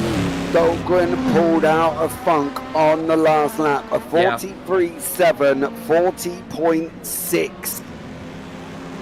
So we can see on the lost and gain there, Kirby up 2, Yuyan up 1, Garrick up 2. Corby down 4 in the pros. We're not too sure what happened to Corby, but he is down 4. Suvic, Whitehead up 1 apiece, and then De Bruin down 3, who we know has had somewhat of a, rotten race, to be honest. In the GT1 AMS, we've got Day up 1, Hutchinson up 2. We've lost Phil Nerve out of that. Becky Ely is, I believe she's back out on track. So there's something happening with Becky Ely, whether or not that's 6 laps down at the moment. So I think that's technical situations for Becky Ely, whether or not that could be driving in VR, could be disconnects, we're not sure on that one. And of course we know that JT Tummy and Ross Smith are still down in the LMGT2s, the only guys left on there. Gap down to 8.6 here as well. It's looking like another 3-second gain for Ethan Funk. Keep an eye in the background. There he is, coming round the last corner. That lap for Ethan Funk, 1:43.8 for Magnus Dahlgren. He's going to be going across the line very, very shortly. I think he's already over a 1:40.7. Another 3 seconds there, Jake. I know we're doubting Magnus Dahlgren in that Toyota, but it is close as we see Whitehead just get overtaken there from Subic, I believe, and Subic does manage to get through. Going to be close with Dahlgren and Funk. It really is, and especially now that Dahlgren is making up so much time over such a short space of the racing lap. Again, Dahlgren in the first sector, 35.2. Funk in the first sector, 36.1. So the pace has just fallen. It's just completely plummeted for the Nissan. So Magnus Dahlgren doesn't even have to try that hard here, just needs to keep his current pace and hope that Funk is going to have him as well. Right, Kirby is in. Right, this is where the race is going to be won and lost. I was doubtful as to whether the Panos could go the full distance without a third stop. I wonder, have they left it just the tiniest bit too late into the race? If Funk and Dahlgren disappear through, then Kirby is really going to struggle to come through. Now, Kirby is getting out of the pits, so because it's a short stop, they've done that. No problem at all. I did wonder how much time they were going to lose, but there, Kirby again exits the pits. Because it was only a short fuel stop, they've done everything they needed to do. Just 11 seconds stationary. No need to change anything else. So for Kirby, all fine and dandy. 11 seconds. I don't even think they needed to change the tyres there. So no problems at all for Kirby. That's the race-winning pit stop. Why take the risk? Just make it sure, get it done with decent enough laps in hand. But Dahlgren absolutely eating up the road to Ethan Funk. Second position, absolutely game on. And when you are losing that much time to the car behind you, it doesn't matter how wide you make it. I mean, the tyre grip has just plummeted off the cliff for the Depth Nissan. Finishing third is going to be the maximum they can achieve, but keeping Dahlgren back is going to be an absolute mission now. One of the things I'd like to point out as well, Dahlgren over that last lap there, Jake, he's just lost 1.4 seconds. He was stuck behind a Ferrari. I couldn't tell which one it was, whether it was Day or Angelidis, but he was stuck behind one of the Ferraris there, and he's just lost 1.4 seconds. Is that Dahlgren now gone? Can he pick that pace up? He's got 9 seconds, 5 laps to do it, 3 seconds a lap. It's going to be within the next few laps, by about lap 62, 63. If he does get there, he's going to get there, and it's going to be interesting to see how he gets on. But for Dahlgren losing that 1.4 seconds, he is going to lose a lot of time. Do you know what? James, I think it started raining. It started raining with 5 laps to go. That can't be. Oh my goodness. Well, this changes everything, because if the rain is coming down at the Hungaroring, this throws an absolute curveball into everything here. And you start to wonder, if that is rain, Kirby will be kicking himself that he didn't leave it another lap, because if he'd left it one more lap, he would have had no problems at all. Now, this is a replay of Dahlgren trying to... Oh! Now that's... No, that's Felipe Enrique, isn't it? That's Enrique nudging Wayne Hutchison into a spin. Oh, it's Stephen Miller in the Speed Mercedes. Okay, so Miller going around, and he was a lap down on Felipe Enrique. So there is Stephen Miller, currently looking at 4th position in the GT1 AM category. That was nearly 4th position in class for Becky Ely, wasn't it? Because if Miller was out of the race, that, I assume, is probably why Becky Ely is still going, because if somebody drops out, then obviously she can pick up the 4th place, but not now, because we're on to lap 60. And so, obviously, she won't quite complete as many laps as the drivers around her. So, a real headache for the McLaren F1s, as only one of them will finish, and they'll finish in dead last for poor Becky Ely. Not where she deserves to be at all, but that gap is coming down again for Dahlgren. 7 seconds now behind Ethan Funk, and you can see the windscreen wipers going on the Nissan R390. You cannot make the pit stop for wet tyres, though. You cannot afford to do that, because even though it's raining, it's not going to rain anywhere near enough to make the gamble to tyres. So now, with 5 laps to go, it literally just comes down to keep it out there. Try not to overdrive the car. Be a little bit fluid on the throttle application. You cannot afford to get too much slip. You cannot afford to get too much wheel spin, because it will kill your chances of coming through onto the podium. You've got to be so delicate on touch now. You've got to be very minute in terms of your steering input. You've got to be very careful on throttle application. Everything's just got to be on tenterhooks. It is not clear-cut.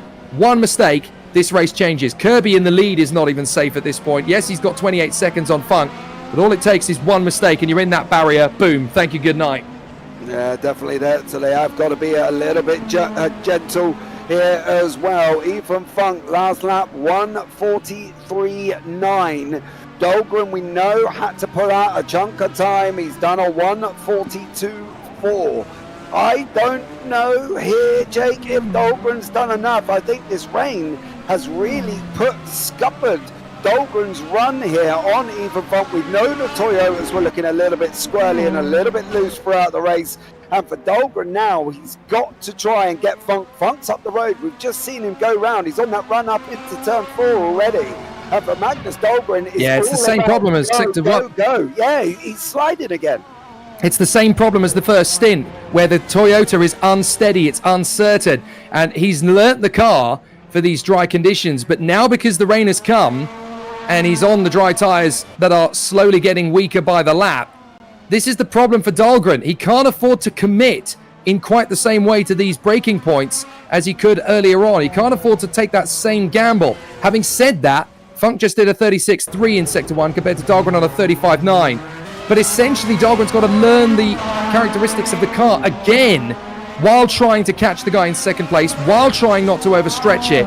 He's just got to hope that the Nissan tyres completely disintegrate in terms of traction and grip. He's got to hope that he's just got that little bit more momentum in the closing stages. And he does seem to have pace. 4.3 seconds is now the gap. So it does look as though Dahlgren is still making a gain on Ethan Funk. But this is going to be a last lap job, isn't it? Surely he's only going to really be on him on the final lap of the race. Yeah, as we predicted, I think Dahlgren will be a final lap run, and it's going to be a one-shot deal for Magnus Dahlgren. He is not going to have another opportunity, another bite at a cherry, another snatch at the apple, whatever you want to say. He is not getting that opportunity. 145 for Funk, 143 for Dahlgren, so he's closed in again. If he gets another 2 seconds, he's going to get another 2 seconds after that as well, and it is going to be a last lap shootout. This is Whitehead and Suvik. Whitehead was a lot closer, but he made a mistake and has allowed Suvik to open up a little bit of a gap. I'm not talking massive, guys, we're talking a very short period of time. Oh, there goes Suvik. Suvik in the wall, and that's allowed Whitehead to go through. So unfortunately for Timon Suvik, just as I was bigging him up a little bit, Timon Suvik goes and makes a mistake. So unfortunately for him, there on that one. Smith's gone into the pits, I think, on here as well, I've just heard. So we'll keep an eye on what Smith's been up to. And you know what? That's actually really smart from Ross Smith. Why not? You're already in second place to Tammy by about 10 seconds anyway. Why not gamble? Why not roll the dice? From his perspective, he's only going to be 30 seconds back from Tammy. If his decision to change the tyre compound is going to work, then what's he going to lose at the end of the day? He may as well gamble it. He may as well go, do you know what? If Tammy throws it into the wall because he's got no grip, and I have got grip, I'm going to win this race. That's really smart thinking from Ross Smith, because when you've only got two of you in the race anyway, and you know you're 10 seconds back from Tammy, there's got to be something to shake it up. Something's got to make the difference. So why not just throw the dice, come in, change the tyre compound, have a little bit of a better grip in the last couple of laps? Because if Tammy throws that into the wall, he won't get a second chance. Ross Smith has bought himself another go at the victory. Yeah, smart move from Ross Smith. This is Wouter de Bruin down in 11th place at the moment. As we know, he's had a very up and down race. Still chasing down Brian Hall in 10th. In front of him, you can see Hall there just going round the left-hander of 2 before they go through 3, and on that run up the hill into 4. Now this is where the curbs are going to play a massive part. Even slightly damp curbs are dangerous regardless of that as well, so they've got to be a little bit more careful in this situation. As much as you'd love to ride the curbs, you just can't, especially when it's raining. Dahlgren has had a slow lap here. He's not going to keep pulling out a chunk of time over Funk in front of him. He's near enough dead on the same amount of time if they go over the line. I think it's going to be Dahlgren where he is at the moment. I don't think he's going to have enough here to try and close up to the back of Funk, and I think this rain has cost Dahlgren his run. And I think you're right. Because he had the Toyota hooked up, didn't he? He was pulling out mountains of time over him. Rain comes down, BrianB on ice again for the Toyota. So Kirby is going to start the final lap of the race then. So Kirby in position to finish this off, and this is the easiest lap in history for him under the circumstances. Even though it's tricky grip, he can take his time about it. He can literally just cruise through every single corner. Dahlgren is going to be at this like a cat out of a bag in the hope that Funk is going to make the mistake. But look at the sector times.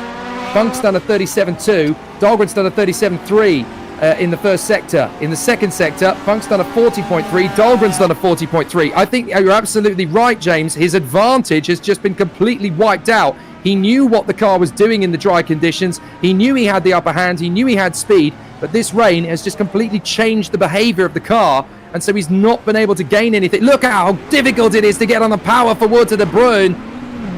He really struggles to get purchase there off the throttle out of turn 1 as the car squirrels around. So it's very tricky, but it's certainly looking good for Kirby to finish this one. 27 seconds to the good on Funk, and I don't think Dahlgren's going to get the chance to get into second place. No, I think it's going to be done and dusted here as well. Kirby's coming round turn 13. He's got 2 more to go. Sorry, he's on that run round into... He is actually on that run down from 11 into 12 there. Sorry, got a little bit lost where he was on track. He's got literally the right-hander of 12, the left-hander of 13, the right-hander of 14 to go. And then Dan Kirby will take this victory in the Hungaroring. Round we go, turn 13. He's just got to wrap up. Turn 14, he's got to keep it in now. He can afford to make mistakes. He's got a 27-second lead. Dan Kirby has been an absolute unstoppable brick wall here. CMS Pro, Panos GTR. Kirby comes over the line, takes that victory in the LMGT1. Funk looks like he's going to wrap up. Second place, he's got Boreck in front of him at the moment as well. Funk comes round turn 13. Dahlgren could have, should have, would have, but unfortunately he didn't. So now Ethan Funk in that depth race in Nissan R390 comes over the line. He manages to hold on. He takes the second place there as well. Oliver Day looks like he's going to wrap up the LMGT1s. Dahlgren comes over the line in third. Day's finished as well in that LMGT1 AMS, and it was an epic race of pit strategies, Jake, and I think that's what we've looked at here as well. An epic race of just sheer class driving. That rain scuppered Dahlgren right at the end when we were kind of almost robbed of an epic second place battle between Funk and Dahlgren there that was going to come down to the last lap. I predicted it, you predicted it as well, and unfortunately rain is the story of the day right at the end, but a great race there from everyone. Yeah, the rain certainly decided it, but it was good to see that Kirby, Funk and Dahlgren all had parts to play in the closing stages. We've got a feel for Magnus Dahlgren to a certain extent. That rain coming at exactly the wrong moment to give him the chance to go for second position. Totally robbed for him. Some real star turns. I was very impressed with Oliver Day, how he managed to keep the consistency flowing through to keep him into position to get the win. He comes through now to take the checkered flag. A good run then from Oliver Day. Unchallenged in the end, really, for the GT1 AM victory as his opponents kind of fell by the wayside. You've got to feel for Becky Ely. For me, she was definitely the star of the first half of the race before it all came away. For me, the second half of the race, the star of the day was Magnus Dahlgren in the second half. He finally learned what the Toyota was doing. He learned the behavior of the car. He learned where it was going to be deficient and efficient. But the rain just ruining the chances. Very unfortunate indeed that it all kind of disappeared in the closing stages for him. But great racing from Dan Kirby. Phenomenal victory from Oliver Day. Not really looking out of sorts at any point through the course of the race. Also very strong from JT Tammy. Despite having everything thrown at him, he came through for a very deserving GT2 victory. And yeah, great to see that all three of the winners absolutely deserving to get there. Yeah, I fully agree. It was some great driving, but here are the results. Dan Kirby is your winner. Ethan Funk in second. Magnus Dahlgren in third. That's your 1, 2, 3s. And then you've got John Uyan in fourth. Alec Goretzka in fifth. Risto Corpi finishes sixth in the end. It'd be so interesting to find out what happened to him. Oliver Day does take the victory in the LMGT1 AMS ahead, believe it or not, of the pros of Jason Whitehead, Timon Subic, and Brian Hall from that Hall Brothers Racing Mercedes-Benz CLK down in 10th place. We'll move on to the next set of results. Wouter de Bruin, well, he's just had an absolute race to forget for Wouter de Bruin. Wayne Hutchinson wrapping up that second place as well. George Angelidis in third here in the LMGT1 AMS, and then Felipe Enrique, another Toyota driver that has struggled here today. Stephen Miller in 15th, and then Gilles Lalonde in 16th, another man that's just going to be glad to get out of this Hungaroring in that Panos. JT Tammy does win the GT2s there as well. JT Tammy does finish ahead of Ross Smith. And then, of course, we've got Becky Ely, who unfortunately was a long way back in that Gulf Racing McLaren. Clearly had some issues throughout the race, whether that was technical or disconnects, or it was actually disconnects. She disconnected twice throughout that race for Becky Ely. Went on to finish, but unfortunately, 6 laps down, I believe it was. Gilles Villeneuve on the DNF there as well, one of only 2 drivers that we lost throughout this race, and Pedro Crulas Gomez was the other driver we lost early on as well. So that is your results. Some incredible driving there as well. And unfortunately for Becky Ely, disconnect twice would have been her best result ever. But we can have a chat with Dan Kirby now, your winner. Dan, welcome in, sir. How are you? I'm pretty good. Do you know what? You're so cool. You are cooler than a cucumber there as well, because you just come in and go, yeah, I'm pretty good. I just won a race. I've absolutely gone out and smashed it. I've taken the victory by 27 seconds. And you finished. Bro, that was amazing. Yeah, that was pretty good. I'm kind of chill because you have to drive these things kind of chill. You can't be like super aggressive with them. Ugh. Yeah, but how tough was it though in that panels? You know, you didn't. I've got to be honest, Dan. You didn't look like you were under threat at all throughout that race. I could have banked on you and put my mortgage on you halfway through the race. To be honest with you, you just looked so comfortable. Yeah, the car was working good, and I was getting in a pretty good rhythm. But it was really interesting strategy-wise because it was kind of like flip-flopping between me, Ethan, and Magnus, and I wasn't really sure which strategy was going to work until like the last, I don't know, 10 laps or something. Then I finally realized, oh, I think I'm actually going to win. Did it not cross your mind halfway through that you might have, you would have taken the victory? Well, in the first stint, it was looking like good because I pulled away. But when I pit for the first one, Magnus went to like lap 22 or something like that, and I was thinking, I think that means he can only 2 stop instead of us having to 3 stop. So I was quite a bit worried about his pace, but then he pit early for his second stop, so I was like, okay, I think I'm looking a little better then. But yeah, I was quite worried about Magnus' strategy. Yeah, but to be honest, in that Toyota, Magnus didn't look comfortable, and we said that as the race went on. You know, the Toyota at the beginning, it might as well just have been on ice you were driving, because Magnus looked very uncomfortable. He hooked it up after the first pit stop, and he kind of got to grips with the car. You know, he was closing on funk as well, and unfortunately the rain coming down at the end. Just how much of a problem was the rain? It didn't look like it didn't really affected the car in general or the track. So, you know, did the rain bother you that much as it was coming into the end? Yeah, luckily it wasn't too bad. It was just a very light drizzle, so it took like a couple laps for it to even like do anything. But I only really felt a slight loss in grip and braking, so I was already lifting coasting into braking zones anyway, so it wasn't too difficult.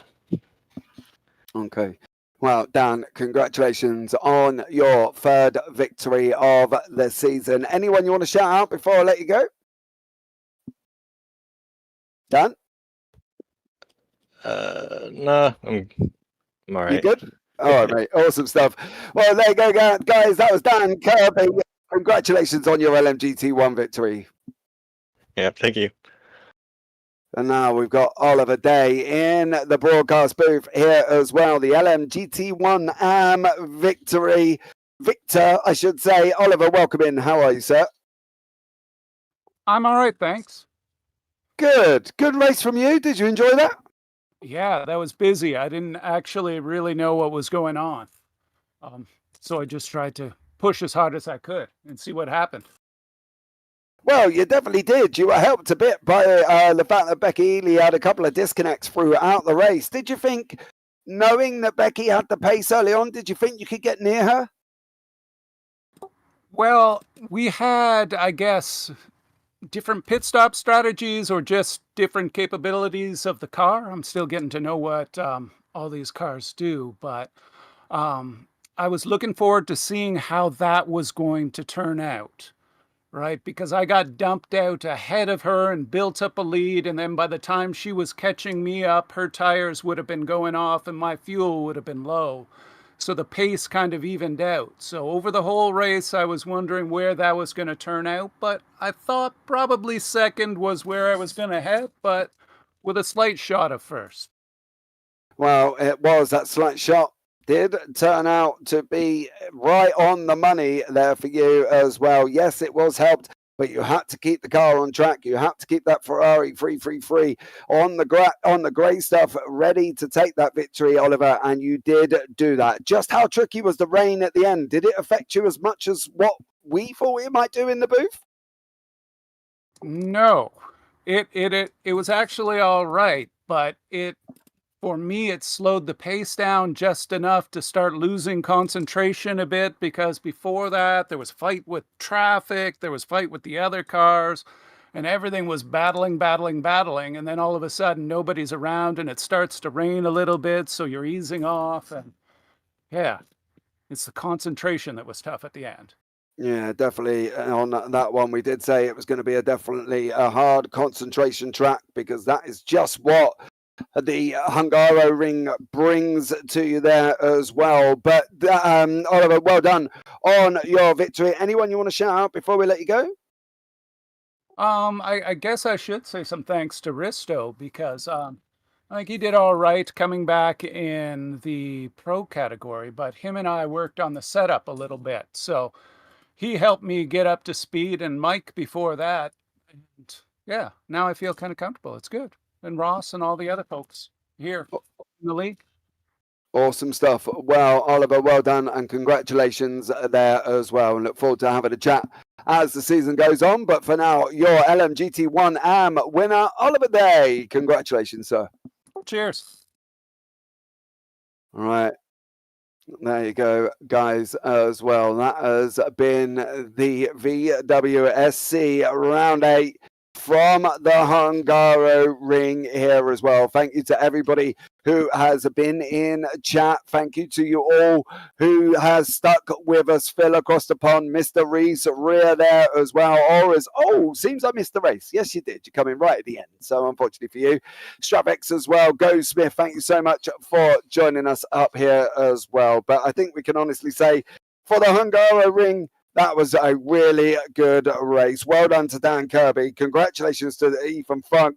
Well done to Magnus Dahlgren. You're 1, 2, 3 in the LMGT1s in the AMs. Day, Hutchinson and Angelidis. And then in the LMGT2s, of course, we only had 2 cars on track. JT Tammy and Ross Smith. And Tammy come out victorious. But I think, guys, for now, that is going to wrap up this broadcast here from the VWSC here as well. From myself, Jake Sampson, who's been with me in the booth, and from Paul Glover, who's been providing these amazing pictures for us. Thank you very much. You all take care. Have a great week. And you never know, we might see you on the track sometime. Good night.